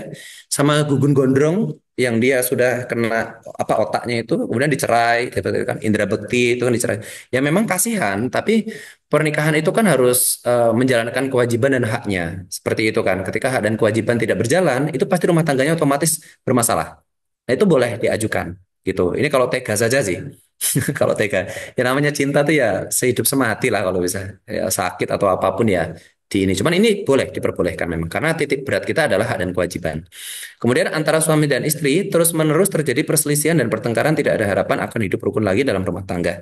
Nah, ini kalau ada suami kok kerjanya bertengkar terus tiap hari bangun tidur bertengkar, mau tidur bertengkar. Ini saya pernah dari kolom keenam ini ya, saya memunculkan sebuah teori, tidak selamanya perdamaian itu indah. Ada yang bisa jawab? Tidak selamanya perdamaian itu indah. Kalau ada lagu perdamaian-perdamaian gitu, lagunya Nasi Daria itu, tidak selamanya perdamaian indah kalau kita kaitkan dengan penyebab perselisihan di angka 6 ini. Kenapa saya bisa menyebutkan tidak selamanya perdamaian indah? Saya ada kasus dulu TNI anggotanya bercerai. Nah, oleh komandannya ini si TNI tidak boleh bercerai. Pokoknya apapun alasannya, kamu nggak boleh saya cerai, nggak boleh bercerai. Terus akhirnya si TNI ini ngajukanlah perkara cerai di pengadilan agama, gitu kan? Karena dia sama komandannya nggak boleh dicerai, akhirnya istrinya yang mengajukan cerai. Terus akhirnya surat bukan dari istri ini sampailah ke komandan si TNI ini. Loh, kamu kan nggak boleh bercerai, nggak boleh ngajukan cerai, kok malah ini ngajukan cerai? Lah bukan saya yang mengajukan komandan, tapi istri saya. Itu terjadi di Sleman pada waktu saya dulu masih kerja di Sleman, di Pengadilan Agama Sleman. Terus akhirnya teleponlah komandan tadi ke ketua pengadilan agama, Pak, ini anggota kami nggak boleh cerai. Kok ini mau cerai gimana gitu kan? Terus kata pimpinan kami, ketua kami, loh, yang mau bercerai itu kan pihaknya Pak, suami istrinya, bukan Bapak. Mau dihalang-halangi. Loh, dalam kod kami, dalam TNI nggak boleh gitu kan pada waktu itu. Mereka harus damai gitu. Nggak boleh Pak bercerai itu. Oh ya sudah, akhirnya dijawablah oleh pimpinan kami. Ya sudah, kalau gitu kita sama-sama dari pihak TNI, dari pihak pengadilan, kita sewakan mereka tuh sebuah villa yang paling indah lah di Jogja ini gitu kan, mana gitu. Terus kita biayai, mereka kita kurung, kita kasih makan yang enak, kita kasih hiburan yang enak. Pokoknya mereka sebulan madu lagi lah gitu kan. Apa jawaban dari si komandan? Eh, nggak bisa kayak gitu Pak Ketua. Mereka bakal cakar-cakaran nanti, bakal tusuk-tusukan nanti. Siapa yang menjamin mereka bisa selamat? Karena mereka berselisih. Nah, ini dijawablah sama pimpinan kami kan. Ya seperti itulah Pak. Tidak selamanya sesuatu yang dipaksakan untuk damai itu indah. Nah, jadi itulah yang saya katakan tadi solusi ya, solusi yang positif, bukan solusi yang menyebabkan ada masalah baru. Sehingga di kolom keenam ini ya, ketika memang suami istri itu sudah dimediasi keluarga, mediasi pengadilan, bahkan oleh hakimnya, nggak bisa mereka untuk cerai, ya sudah dipatahkan, diputuskan. Pernah saya kejadian yang sering banget terjadi, istrinya pengen banget cerai, pokoknya nggak ada ampun suaminya, karena udah dikasih kesempatan berkali-kali. Suaminya nggak mau cerai, pokoknya saya masih sayang, masih cinta, masih ini, pokoknya saya I love you banget lah sama kamu, sarang heo pokoknya. Si istrinya sarang heo tuh uang, bukan gini katanya.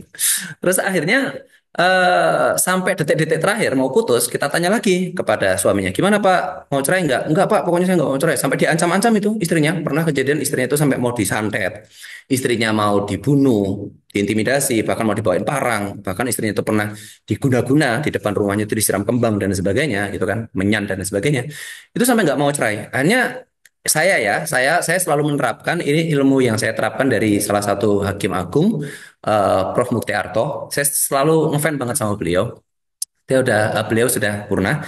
Beliau selalu memberikan tips ketika satu pingin cerai, satu nggak mau cerai. Itu kan susah tuh hakim, ya kan? Kalau sama-sama cerai enak, tapi ketika satu nggak mau cerai, satu mau cerai, kalau kita paksakan mereka untuk cerai sebagai hakim, maka yang terjadi ketika keluar, istrinya pasti dibunuh, dicelakai lah seperti itu karena kedua belah pihak belum merasakan keadilan. Nah, caranya seperti apa? Kalau saya yang saya terapkan itu akan saya tanya kepada si suami, Pak, Bapak masih sayang nih sama istrinya? Iya Pak, saya masih sayang. Oke, kalau gitu tolong besok hadirkan, saya kasih waktu berapa lama Bapak bisa ngerayu istri? 2 minggu Pak, cukup 2 minggu. Saya kasih 1 tahun nih, enggak Pak, 2 minggu cukup. Akhirnya ya sudah 2 minggu saya kasih kesempatan, Bapak rayulah istri itu. Kalau Bapak merasa masih bisa mencintai dia, istri masih bisa luluh. Ya sudah, saya kasih waktu 2 minggu sekemauan dia. 2 minggu ke depan, saya tanya tuh sama keluarganya juga, suruh memediasi dia, suruh merukunkan dia. 2 minggu kemudian saya tanya, suruh sidang lagi. Saya tanya orang-orang terdekat dia yang sudah merukunkan. Gimana Pak? Gimana Bu? Bisa rukun anaknya? Waduh Pak, sudah nggak bisa Pak. Ini mereka no, udah nggak bisa rukun lagi ya. Gimana istrinya didatengin suaminya kabur, ditutup pintunya, udah nggak mau ketemu lagi. Bisa nggak mereka untuk rukun? Nggak bisa Pak. Terus kita tanya ke suaminya, Pak gimana? Sudah dirayu-rayu belum istrinya? Nggak bisa Pak, saya nyerah Pak, sudah nggak bisa. Istri saya memang sudah nggak cinta lagi sama saya. Nah, dari kata-kata dia tadi, dia sudah pasrah. Saya tanyakan tuh Pak, dengar kata bapak ibunya sampean bahwasanya bapak ibumu aja udah nggak sanggup untuk merukunkan kamu. Secinta apapun kamu dengan istri, tapi kalau kamu perilaku nggak berubah, apa yang dikehendaki istri nggak dirubah, ya maka istri nggak akan pernah mau. Akhirnya ketika dia diputus oleh hakim, dia sudah legowo, sudah ikhlas. Ketika keluar, ya rukun. Dan biasanya kita akan suruh salam-salaman dulu, biasanya seperti itu. Jadi ketika keluar mereka sudah damai, tidak ada tusuk-tusukan dan sebagainya. Terus selanjutnya adalah taklik taklak. Nah ini kalau yang udah punya buku nikah nanti bisa dibuka nih di buku nikah nih di belakang. Kalau yang belum punya buku nikah lihat buku nikah bapak ibunya nih. Ya tali talak atau apa nggak perlu saya jelaskan. Terus peralihan agama atau murtad yang menyebabkan terjadinya ketidakrukunan dalam rumah tangga. Nah ini permasalahan polemik ya yang banyak bahwasanya kayak misalkan pernikahannya siapa Jamal Mirdad, beda agama pun mereka bisa rukun ya. Itu pembahasannya di luar inilah. Teman yang jelas kalau ada pasangan suami istri yang sudah murtad bisa diajukan untuk bercerai. Itu Saudara Ilham cukup. Oke, terima kasih Bapak. Tadi ada kata-kata bahwa tidak selalu perdamaian itu indah ya Pak, ternyata. Ya, Oke, Saudara Mas Ilham, apakah sudah jelas? Dirasa mungkin sudah Sudah. tidur. cukup ya. Terima Oh, kasih. tidur. Oke, terima kasih Mas Ilham. Wah, Pak, ternyata ini ada banyak sekali pertanyaan di kolom chat ya. Mungkin saya bisa Pilih bacakan ya. pertanyaan selanjutnya ya, Pak ya. Mm. Waktunya Ini masih ada? masih banyak. Oke, boleh. Apa tadi saya bilang Ada, kan lebih banyak diskusi kita. wah ya siap. Ini Ya, ada lanjut. dari Mas Catur Yuni Ardiansyah. Beliau tanya, apakah terdapat kriteria tertentu yang harus dipenuhi agar dispensasi nikah dapat dikeluarkan? Mengapa dispensasi tersebut perlu diberikan jika pada akhirnya dapat berujung pada perceraian akibat ketidakpastian dalam menjalani pernikahan? Oke, langsung kita jawab aja ya. Ya, oke. Kita langsung komunikasi dua arah aja. Jadi terkait dengan dispensasi kawin ya, ini perkara yang menyebalkan bagi saya sebenarnya. Ini kedepannya mungkin ada obrolan lagi lah sama Bu Naya ini terkait. Ini tugasnya Bu Naya ini kayaknya. Terkait dengan psikologi keluarga. Karena sebenarnya dispensasi kawin ini masalahnya bukan di ranah pemeriksaannya di pengadilan, tapi permasalahan intinya itu kalau saya amati adalah pra sebelum ke pengadilan. Bagaimana kok bisa anak di umur yang saya temukan terakhir ya di Muara Enim ini di Palembang sepanjang saya udah keliling ke Kalimantan, Pulau Sumatera, Bengkulu dan Muara Enim ini ataupun Jawa, usia terendah dispensasi kawin yang saya temukan adalah usia 13 tahun. 13 tahun. Bahkan teman saya ada yang 12 tahun. Coba, itu yang kabar terakhir kemarin itu adalah anak masih kelas 5 SD sudah minta nikah yang terakhir kemarin. Oke, jadi itu ukuran menurut saya yang paling kecil lah. Ya terlepas dengan dulu waktu zaman Nabi Muhammad, Aisyah umur 7 tahun ya. Tapi kita nggak bijak ya menganalisis tradisi zaman dahulu dengan tradisi zaman sekarang. Gen Z itu berbeda dengan Gen X, Y sampai A. Gen Z itu beda ya dari tingkat kecakapan, dari tingkat kemapanan itu beda dengan orang-orang zaman dulu ya. Orang zaman dulu tuh umur 10 tahun, 17 tahun bahkan kalau teman-teman dengar kisahnya Muhammad Al-Fatih si penakluk Konstantinopel kita malu di umur 20 sekian tahun dia sudah bisa menaklukkan Konstantinopel. Tapi anak zaman sekarang 21 tahun ngapain? Mager paling kan, bikin repot orang tua dan lain sebagainya. Ya artinya kita nggak bisa berporos kepada eh, tradisi orang-orang terdahulu seperti itu. Kita harus menyesuaikan apa yang ada pada zaman sekarang. Nah, dispensasi kawin ini sampai sekarang pemerintah belum mengeluarkan undang-undang yang mengatur tentang dispensasi kawin. Sehingga Mahkamah Agung mengambil peran. Kalau di dalam hierarki peraturan perundang-undangan, Mahkamah Agung itu punya kewenangan untuk mengeluarkan peraturan sebagai pengisi kekosongan hukum gitu karena Mahkamah Agung itu adalah lembaga yudikatif yang diberikan kewenangan yudisial untuk membuat regulasi hukum untuk wilayahnya ya untuk Mahkamah Agung bukan untuk khalayak ramai. Nah, dikeluarkanlah apa yang disebut dengan Perma nomor 1 tahun 2019. Mungkin bisa saya sharekan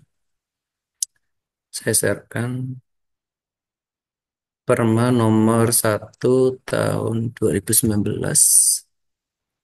Hmm, sini. Ini adalah perma yang mengatur tentang sorry bukan nomor 1 15 ya 1 2019 1 2019 5 tahun 2019 sorry perma 5 2019 ini terkait dengan 2019 ya perma 5 2019 dispensasi kawin mana lagi 5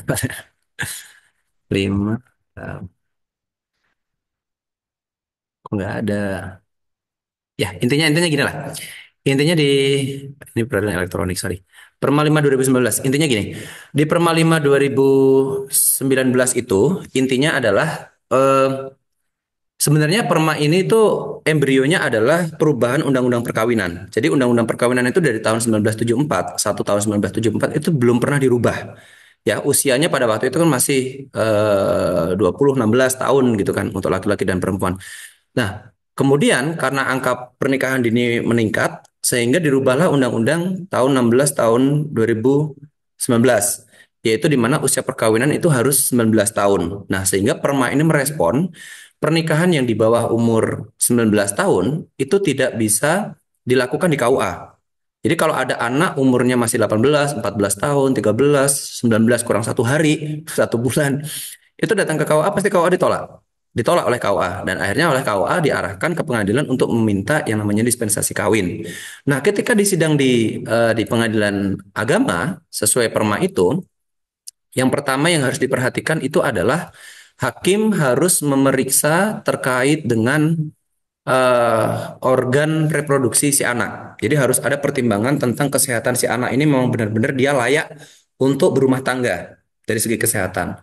Terus kemudian dari calon perempuannya, hakim harus benar-benar mempertimbangkan si perempuan ini pendidikannya seperti apa. Kalau memang dia itu sudah tidak mau sekolah, itu karena apa? Solusinya nanti seperti apa? Itu harus mempertimbangkan. Terus kalau dari perempuan lagi, si perempuan ini sudah bisa masak belum? Mengerjakan pekerjaan-pekerjaan rumah tangga itu sudah bisa atau belum? Terus selanjutnya kalau dari kaum laki-laki, si laki-laki ini harus sudah bekerja. Jangan sampai dia nikah tidak bekerja. Itu akan menimbulkan polemik setelah menikah bakal bercerai. Seperti itu. Meskipun tidak menutup kemungkinan laki-laki sudah bekerja pun bercerai juga karena dia masih anak-anak seperti itu. Dan hakim dalam mempertimbangkan putusan dispensasi kawin ini itu juga harus melibatkan seluruh orang tua. Jadi misalkan nih bapak ibunya sudah cerai, itu bapaknya atau ibunya harus hadir di pengadilan. Nggak boleh nggak hadir meskipun sudah cerai. Atau kemudian kalau apa namanya bapak ibunya Kristen pun, misalkan non Muslim, itu pun harus hadir di pengadilan. Seperti itu sampai sebegitu ketatnya. Dan yang hadir tuh dari kaum apa calon perempuan ataupun calon laki-laki. Kemudian pengetatan yang lain, pemeriksaan ketat yang lain, itu hakim harus menasehati sungguh-sungguh terkait peran dari orang tua setelah menikah. Jadi kalau misalkan laki-laki dan perempuan ini menikah, hakim harus meminta komitmen dari si bapak ibunya. Kalau nanti mereka kurang uang, dikasih uang dong. Kalau mereka nanti nggak punya beras, kasih beras dong. Kalau mereka nanti rumah tangganya pecah atau rumah tangganya ada masalah, harus tanggung jawab. Jangan sampai dibiarkan mereka cerai. Mereka harus mendamaikan seoptimal mungkin. Jadi upaya itu yang bisa kita lakukan oleh hakim. Jadi pemeriksaannya tuh ketat. Bahkan syarat-syarat administratifnya itu harus wajib ada surat kesehatan, harus bahkan di Kalimantan Timur dulu pernah diterapkan surat kesehatan tuh MCU yang nilainya tuh 2.500.000-an. Terus kemudian kita terapkan lagi di sana kalau orang mau nikah si calon ini harus mendapat rekomendasi dari psikolog. Ya, intinya psikolog keluarga lah gitu. Jadi yang memang benar-benar secara psikologis memang mereka sudah terrekomendasi. Bahkan kalau mereka hamil, harus dibuktikan benar tuh kehamilannya. Sama siapa hamilnya, hamilnya berapa bulan, seperti itu. Dan itu yang paling banyak kejadian dispensasi kami itu hamil di luar nikah. Kalau di Palembang ini namanya begumbalan. Begumbalan itu artinya si perempuan itu dibawa kabur oleh laki-lakinya sekian hari, tapi dia nggak diapa-apain. Tapi kalau sudah dibawa kabur secara adat itu artinya harus dinikahkan. Itu kalau adat di Palembang, begumbalan namanya. Di daerah lain juga ada lagi adat-adat seperti itu, gitu kan. Atau adat lain itu udah dinikahkan sama adat dan itu harus dinikahkan secara agama. Itu di Kalimantan pernah juga seperti itu. Nah, jadi hakim akan ditanya tuh sama Komnas Perlindungan Anak dan Perempuan. Wah, pengadilan agama nih terlalu gampang membuat putusan dispensasi kawin, gitu kan. Akhirnya kami sebagai hakim nih merasa serba salah buah si malakama. Jadi pertimbangan kami dalam menetapkan dispensasi kawin ada sebuah kaidah fikih, ya, kaidah fikih yang selalu kita terapkan. Ketika hakim itu menemukan satu buah perkara, di dalam satu perkara ini ditemukan dua madorot, maka carilah madorot yang paling ringan. Saya langsung terapkan di kasus dispensasi kawin anak di bawah umur. Kalau nggak kita kabulkan, yang terjadi madorot yang lebih besar apa? Mereka akan terjerumus kepada perzinahan. Kalau mereka sudah hamil, terancam nggak punya bapak. Kalau itu kemudian si perempuan karena dia masih anak-anak beban psikologis bahkan terjadi bunuh diri dan sebagainya karena dia tidak di backup oleh suaminya yang apa namanya ayah biologisnya yang bertanggung jawab gitu kan. Itu madorot terbesarnya. Madorot satu lagi apa? Madorot satu lagi kalau kita kabulkan maka dia akan bercerai. Ya kan, ada dua madorot kan. Jadi kita kabulkan, itu pun ada dua madorot yang akan kok kabulkan atau ditolak, itu akan ada dua madorot yang akan terjadi. Cuman hakim akan melihat dengan kaidah tadi itu. Melihat dua madorot itu. Apalagi hakim agama itu diberikan kewenangan seluasa mungkin, tidak hanya mempertimbangkan dengan undang-undang, tapi dia juga mempertimbangkan dengan Al-Quran, dengan As-Sunnah, kaidah-kaidah fikih, metode-metode istinbat hukum dalam usul fikih, dan juga itibar-itibar dari ulama-ulama fikih, bisa madhab Syafi'i, Hambali, itu boleh kita menuangkan kitab-kitab klasik di situ, pertimbangan-pertimbangan ulama. Nah, salah satunya adalah kaidah fikih tadi itu. Jadi kita akan pilih lebih baik kita kabulkan. paling tidak kita sudah memotong jalan maksiat, jalan perzinahan, yang dimana kita ketahui perzinahan itu kan salah satu dalam kategori 7 dosa besar. Nah, paling tidak ketika kita kabulkan, ya paling mereka nanti cerai. Tapi kalaupun cerai, cerainya pun cerai sah.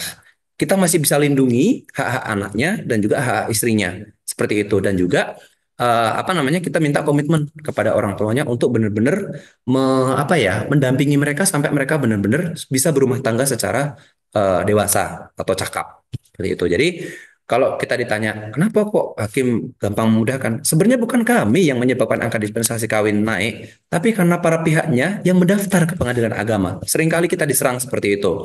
Pernah ada cerita menarik, lucu, ya mungkin kalau mau ketawa juga silakan, enggak juga nggak apa-apa. Dulu waktu saya di Kalimantan, kami sering diserang oleh wartawan dan juga oleh Komnas Perempuan lah, seperti itu. Mereka memberikan narasi berita memojokkan PA lah, pengadilan agama. Hanya suatu ketika mereka datang ke pengadilan, akhirnya saya tantang mereka. Oke Pak, Bapak ingin lihat proses persidangan dispensasi kawin, saya bilang gitu. Oh iya Pak, justru saya ingin melihat sejujurnya seperti apa hakim itu mengadili, kok kayaknya gampang sekali hakim mengadili apa dispensasi kawin, memberikan izin gitu kan. Karena saya selama mengadili dispensasi kawin itu bisa jadi mungkin baru satu yang saya tolak itu. Itu pun karena cacat syarat ya, bukan cacat akibat apa sebab gitu. Nah, akhirnya si wartawan tadi, kemudian dari Komnas Perempuan tadi, saya ajak untuk sidang, meskipun sidangnya tertutup untuk umum ya, untuk dispensasi kawin itu tidak boleh halayak umum. Saya tantang suruh duduk di belakang, mereka sidang, saya sidang, sampai saya sidangkan selama 3-4 jam. 1 jam pertama mereka masih kuat. 2 jam pertama mereka udah angkat tangan tuh. Udah pamit pipis lah, pamit minum lah, pamit apalah. Sampai jam istirahat jam 12 pun tetap saya gas. Akhirnya ketika sudah sidang selesai, saya tanya mereka, gimana Pak sidang dispensasi kawinnya, senang tidak? Sudah Pak, nyerah saya Pak, mual katanya. Ternyata susah ya Pak ya sidang dispensasi kawin itu, tidak sesimpel sidang tilang motor STNK yang datang ketok selesai, datang ketok selesai. Tidak seperti itu. Panjang persidangan itu. Jadi hakim memang wajib menasihati dengan seksama. Itu cukup. Ada lagi? Oke, Bapak, ternyata pembahasannya sangat kompleks ya sebenarnya Pak untuk Ya, dispensasi. banyak, panjang, Iya, panjang, panjang sekali itu. panjang sekali. Mungkin nanti bisa dilanjut ke kuliah kamu lainnya ya berkaitan tentang ini. Nah, tergantung Oke, budaya itu. iya. Untuk Mas Catur, apakah sudah cukup untuk jawaban yang diberikan? Ya, mungkin eh, Udah Kak. Cukup. ya. Yang lain? Sudah cukup? Oke, baik. Oke, Pak. Mungkin ini karena kita nanti masih ada kuis yang akan Bapak berikan ya untuk teman-teman Hmm. semuanya. Mungkin ini kita kasih satu kesempatan untuk pertanyaan. Ini ada dari Mbak Diah Ayu Saharani yang bertanya mengenai mengingat perceraian itu sering berdampak bagi kedua belah pihak keluarga, terlebih pada anak nih, Pak. Lalu bagaimana peran hukum memastikan kesejahteraan psikologis anak pasca putusan hak asuh anak? Ya, oke. Nah, ini yang tadi dalam pembahasan ambisi ya. Nah, ini seringkali menjadi ambisi. Jadi ketika suami istri sudah bercerai, itu udah benci tuh sama istrinya. Yang dia ingat adalah anaknya. Meskipun ada juga yang maaf ya, saya pernah menemukan istri udah nggak ingat anaknya. Itu tetangga saya dulu waktu di Jogja, kebetulan dia suami istri menikah, anaknya udah 3. Ya, suaminya itu kuli bangunan. Tetangga saya pas di Jogja itu istrinya selingkuh dengan laki-laki lain dan sudah tidak ingat lagi dengan 3 anaknya itu. Bahkan si suami tadi, teman saya kebetulan suaminya itu bilang ke saya gini, Mas Fahru, kira-kira dihukum tuh boleh nggak ngebunuh istri katanya, istri yang kayak gini katanya. Terus saya bilang, ya boleh-boleh saja lah, tapi ya siap-siap aja keterima hukumannya, aku bilang gitu kan.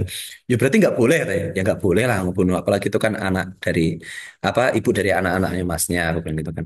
Andai kata katanya agama tidak melarang dan hukum tidak melarang si siapa namanya ibunya ini saya bunuh katanya, sudah saya mutilasi, saya kasih anjing, bahkan segitunya. Padahal saya tahu persis ketika mereka pacaran itu di depan saya. Jadi saya pernah melihat mereka pacaran, mereka menikah, itu so sweet banget. Maksudnya romantis lah mereka pacarannya itu. Jadi wah ini kayaknya pasangan yang langgeng lah seperti itu. Tapi berujung 3 anak, si istrinya selingkuh dan istrinya ini benar-benar nggak kenal anak lagi. Dan anaknya itu udah nggak mau kenal sama ibunya lagi. Jadi saya kadang-kadang suka berpikir dengan peribahasa sekejam-kejamnya apa singa atau macan tuh nggak akan pernah makan dengan ibunya tuh sudah nggak berlaku lagi di era zaman sekarang ini menurut saya ya gitu. Tapi ya dikembalikan lagi lah kepada ini lagi. Makanya agama itu penting banget sih dalam rumah tangga. Oke, kita lanjut ke titik pembahasan pertanyaan tadi. Jadi ketika hak asuh anak ini menjadi bahan rebutan, bagaimana hukum mengaturnya? Nah, ini pun hukum yang sudah mengaturkan undang-undang kekerasan dalam rumah tangga itu, ya, yang mengaturnya. Terundang undang-undang perlindungan anak (UPA) itu. Terus kalau di Mahkamah Agung sendiri, Mahkamah Agung sudah mengeluarkan surat edaran Mahkamah Agung 1/2017, di mana sorry 1/2015, di mana keterkaitan dengan hak asuh anak ini di KHI pun sudah diatur juga sebenarnya, hadonah namanya. Jadi ketika anak ini masih di bawah 12 tahun, saya ulangi, anak masih di bawah 12 tahun, maka kewenangan hadonah atau hak asuh anak itu langsung melekat kepada ibu kandungnya. Saya ulangi, anak di bawah 12 tahun, kewenangan mengasuh anak itu secara melekat dijamin oleh undang-undang dan hukum, itu diberikan kepada ibu kandungnya. Kalau di bawah 12 tahun. Terus kalau misalkan di atas 12 tahun gimana Pak? Kalau di atas 12 tahun, itu diberikan kewenangan anak untuk memilih. Biasanya kita dalam persidangan, anak kita panggil di persidangan tanpa kita menggunakan atribut. Kalau saya ya, atribut, terus kemudian anak saya kasih es krim, saya kasih coklat, dan kita di situ nggak berperan sebagai hakim, tapi kita berperan sebagai teman, sahabat. Kita tanya, nggak di ruang hakim, kita tanya biasanya di ruang tamu atau apa. Kira-kira Bapak gimana, Ibu gimana, tanpa kita menanyakan suruh memilih. Karena anak itu bukan objek memilih. Dia nggak kepengen memilih mau ikut ayah atau mau ikut ibu, enggak. Jadi anak tuh enggak boleh di seperti itu kan. Itu sakit buat anak itu ya. Karena saya juga perlu diketahui saya juga korban broken home juga. jadi jadi orang tua saya pun broken home. Jadi saya ikut merasakan terkait dengan anak yang seperti ini gitu. Jadi pendekatan saya biasanya lebih ke apa namanya pandangan dia terhadap ibu seperti apa, pandangan dia terhadap ayah seperti apa, ibu seperti apa. Udah cukup seperti itu. Nanti kita udah bisa apa ya menganalisis, memutuskan oh berarti dia layaknya ke ibunya atau ke bapaknya. Jadi kalau ikut sama ayah gimana? Kamu diajari ngaji nggak? Kalau ikut sama ayah kamu dikasih makan nggak? Kalau sama ikut ibu ngajinya gimana? Sekolahnya gimana? Terus keluarga-keluarga ibu gimana sama kamu? Keluarga ayah gimana sama kamu? Nggak kita nanya mau ikut ayah atau ibu, enak ikut ayah atau ibu, nggak kita tanya itu. Nah, ketika kita sudah menemukan fakta dari si anak bahwasanya eh, bapaknya kurang perhatian dalam pendidikan misalkan, atau bapaknya kurang perhatian dalam kesehatan, banyak kejadian sudah kita tetapkan kepada bapaknya, ada anaknya yang meninggal. Pernah kita kejadian itu teman saya dulu menetapkan kepada bapaknya karena ibunya dianggap nggak mampu, karena bapaknya dianggap mampu, akhirnya anaknya meninggal. Itu teman saya itu sampai ngedrop karena dia salah dalam memutuskan, salah dalam menyerahkan anak ini kepada bapaknya.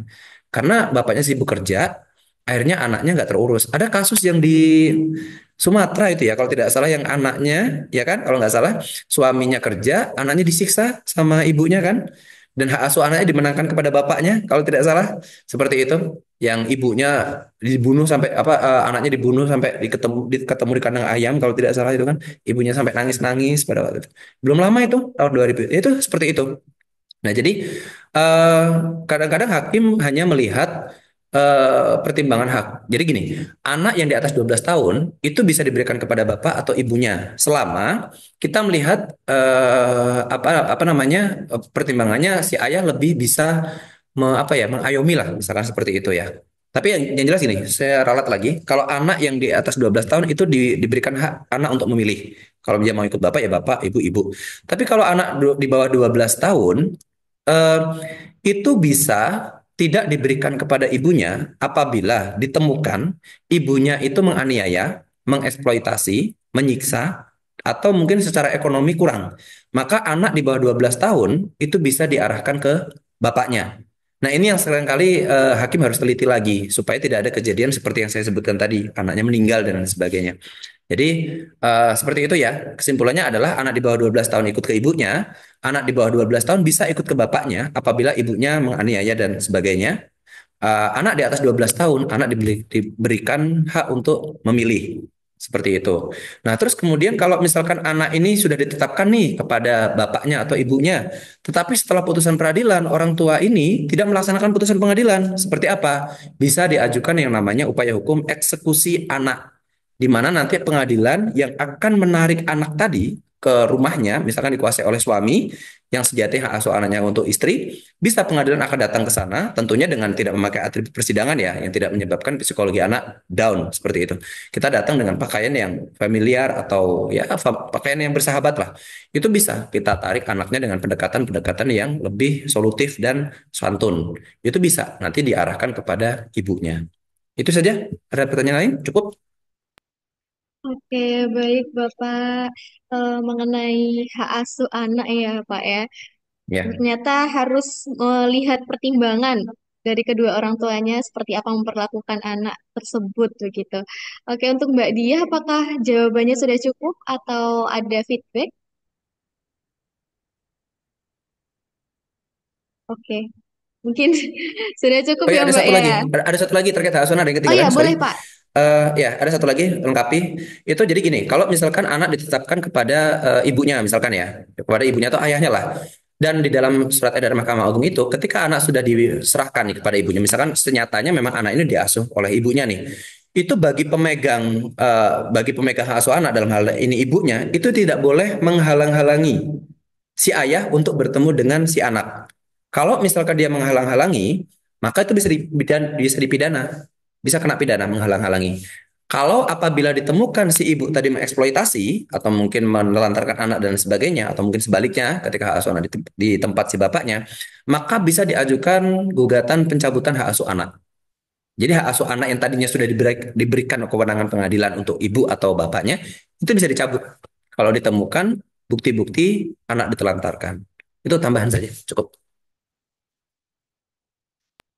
Oke Pak, berarti memang ada ketentuan untuk tidak boleh menghalangi pertemuan Betul, antara betul, orang tua gitu ya Pak ya. betul. Bisa Untuk dilihat. kepada anaknya juga biar Betul, anak bisa tetap merasakan kasih sayang kedua orang tua meskipun nggak bersama begitu betul, ya Pak ya. betul, betul, betul sekali. Baik. Oke, mungkin kalau dari pertanyaan yang ada di kolom chat kita ambil itu sebagai yang terakhir karena sebenarnya ternyata banyak sekali ini yang ingin membahas tentang situasi KDRT begitu Pak ya. Tapi kalau dibahas sampai hari ini pun kayaknya bakal panjang Nggak sekali ya cukup. Pak. Betul, betul, Mungkin betul. nanti di lain kesempatan siapa tahu akan ada pembahasan mengenai KDRT, teman-teman bisa stay terus untuk informasi selanjutnya seperti itu. Nah, untuk Bapak, terima kasih atas materi yang telah diberikan, sangat bermanfaat sekali bagi kita semua yang mendengarkan.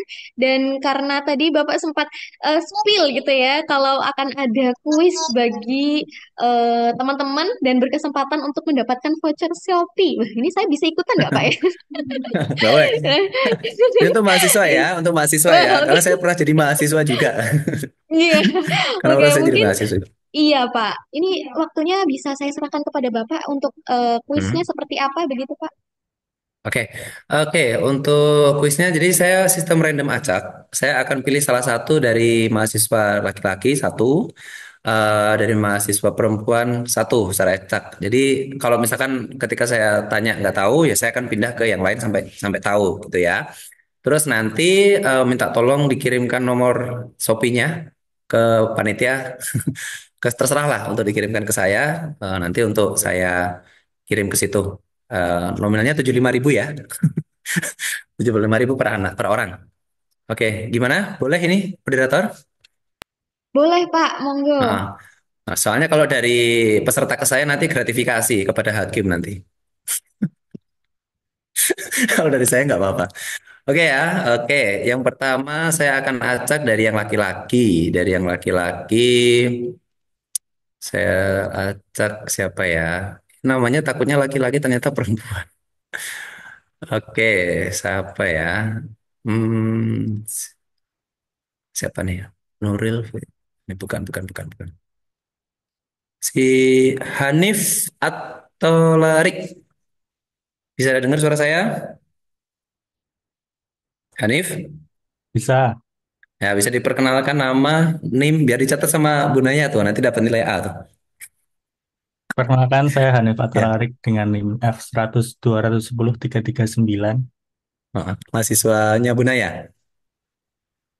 Kemarin, semester kemarin udah ambil mata kuliah ini. Oh gitu. Oke. Jadi siap ya saya tanya ya. Oke. Apa perbedaan dari cerai talak dan cerai gugat?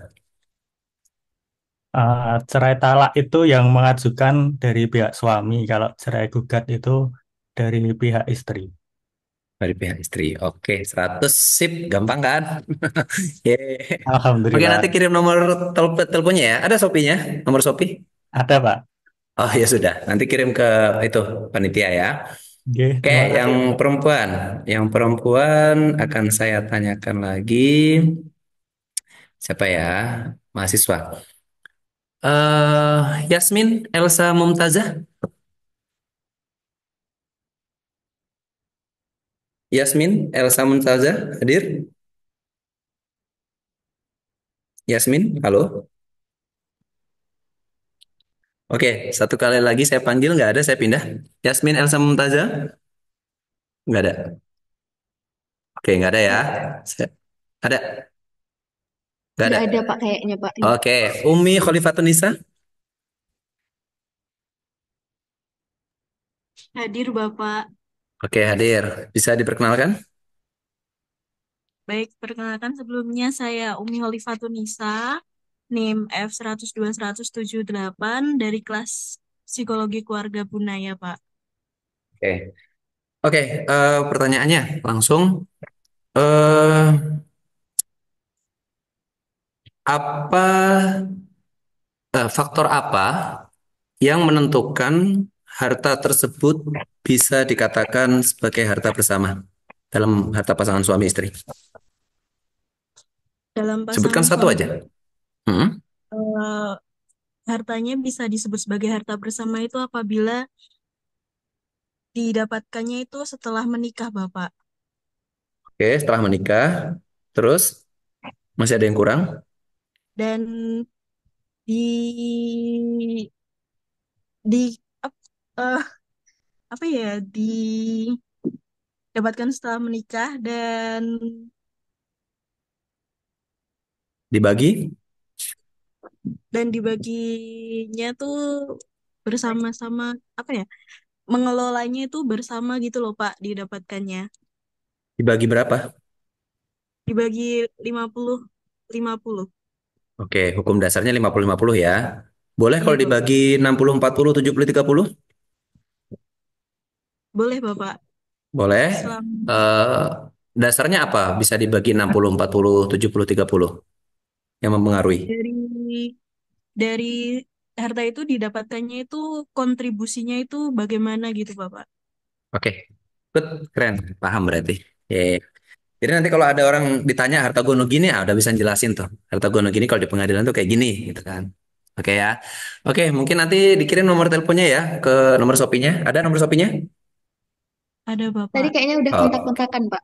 waduh, sudah kata-katakan. Oke, nanti saya kirim setelah acara ini selesai ya. Oke, Terima kasih Oke, Pak Bapak. Faru. Dan ya juga tadi ada cukup. Mas Hanif Atalarik, ada Mbak Umi Khalifatunisa sudah berhasil dalam kuisnya ya Pak ya. Lumayan Ya, itu nanti bisa check out apa gitu. Oke oke. Pak. Nah, mungkin sebelum saya berlanjut ke penyerahan sertifikat, mau reminder ke seluruh peserta ya, bisa diperhatikan.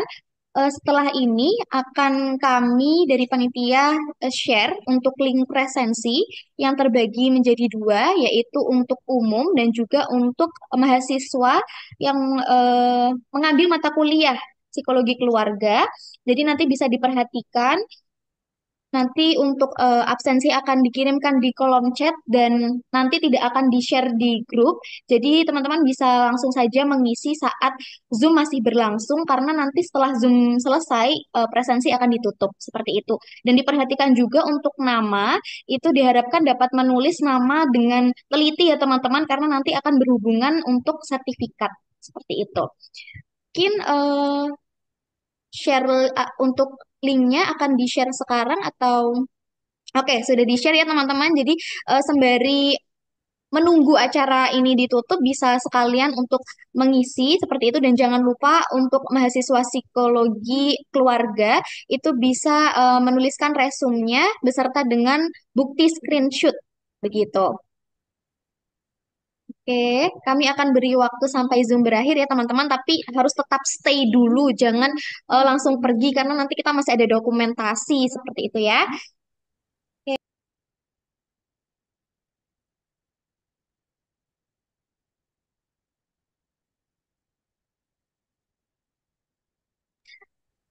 Oke, baik Bapak. Sembari menunggu teman-teman mengisi link presensi, kami selaku panitia juga mengucapkan terima kasih banyak atas waktu dan juga ilmu yang sangat Sama-sama. berharga yang telah diberikan Pak Fahru ya. Ini Ya, jujur saya sama-sama. kalau dapat materi kayak gini kayak kuliah hukum juga ya Pak ya, Aduh, sekaligus gitu ya ya ya. tentang ini.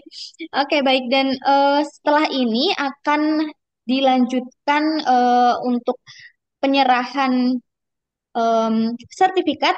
Namun sebelum itu saya izin memberikan kesimpulan seperti itu ya Pak. Ya, silahkan. Bahwasanya dari yang sudah disampaikan Pak Fahru tadi sudah sangat lengkap sekali, dan nanti materinya akan diberikan kepada teman-teman juga mengenai tentang perceraian, apakah itu emosi, solusi ataupun ambisi. Hal ini bisa tentunya ditanggapi dengan bijak oleh kedua orang, terutama bagi kita yang mungkin belum berkeluarga. Ini harus dilihat dari pencegahan perceraian itu dipersiapkan sejak awal, terutama bagaimana cara untuk penggalian dan penyelesaian masalah agar bisa tidak menimbulkan pernikahan yang nanti akan berdampak kepada anak-anaknya kelak jika terjadi suatu perpisahan. Dan tentunya juga dicatat juga bahwa tidak selalu perdamaian itu indah, karena pasti akan ada dampak-dampak yang ditimbulkan dari hal tersebut. Dan menikah ini juga seni menyelesaikan masalah sekali lagi, jadi mungkin ini bisa menjadi bekal untuk kita nanti ketika kita sudah bisa melanjutkan ke jenjang yang disebut dengan pernikahan suci. Seperti itu, Pak ya, yang bisa saya sampaikan. Terutama bagi kondisi psikologis anak akibat perceraian ini juga harus dipertimbangkan. Jadi kalau bisa kita hati-hati begitulah ya memilih pasangan dan bagaimana untuk menyelesaikan permasalahannya. Seperti itu kesimpulan yang saya ambil. Sebenarnya banyak sekali, tapi nanti memakan waktu gitu ya. Jadi mungkin akan kami lanjutkan untuk sebelum ditutup ya. Mungkin Bapak bisa memberikan sedikit closing statement untuk kami semua agar nantinya ilmu ini tidak hanya mengendap di hari ini saja, tapi bisa juga disalurkan kepada teman-teman yang lain.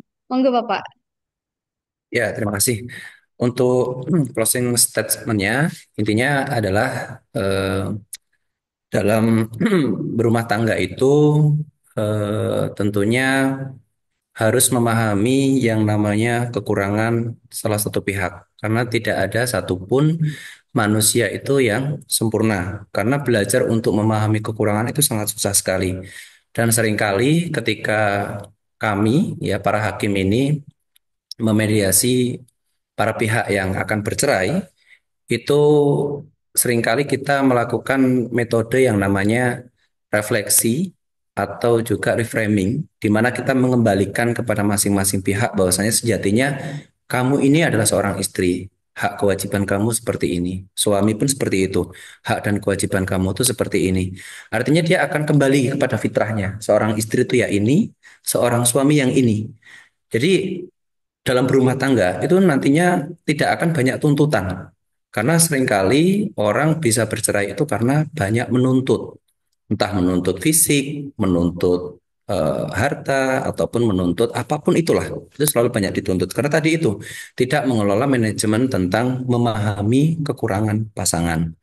Terus kedua, terkait dengan adanya apa perselisihan di antara keluarga, sebisa mungkin jangan ke pengadilan, gitu, jangan ke pengadilan. Karena apa, sekalinya sudah ke pengadilan ya otomatis disitulah kebanyakan itu perkara akan dikabulkan. Karena ketika hakim melihat kedua belah pihak ini memang sudah tidak bisa dirukunkan lagi, ya tidak ada lagi alasan hakim untuk tidak mengabulkan lagi. Karena sejatinya eh, hakim di sini itu hanya melegalkan perceraian mereka karena sejatinya mereka sendiri yang mau cerai, bukan hakim yang mau menceraikan. Jadi jangan sampai itu menjadi penyesalan ke depannya. Apa kalau sudah ke pengadilan cerai ya sudah, artinya sudah sah gitu loh untuk tidak bisa halal lagi. Karena pada dasarnya di pengadilan itu kan mengharamkan yang halal, tapi kalau di KUA itu haramkan yang halal. Sorry, menghalalkan yang haram. Artinya kalau di KUA itu dari yang haram dihalalkan jadi nikah. Tapi kalau di pengadilan dari yang halal kita haramkan lagi untuk supaya dia tidak suami istri. Terus yang ketiga, apa namanya? Mari sama-sama kita perbanyak literasi terkait dengan fikih keluarga lah tentang kehidupan rumah tangga. Bisa kita pelajari ya ala Rasul, ala para sahabat atau orang tua kita lah. Bagaimana berumah tangga, seni berumah tangga itu seperti apa. Dan dalam memilih pasangan, kita harus sadar bahwasanya pasangan kita itu adalah ibu dari anak kita dan suami kita itu adalah imam kita nggak cuma di dunia tapi juga di surga. Itu aja mungkin dari saya untuk terkait dengan ini ya, pencegahan adanya perceraian. Kalau orang bercerai di pengadilan itu insya Allah pasti banyak kabulnya gitu loh. Seringnya itu banyak kabulnya.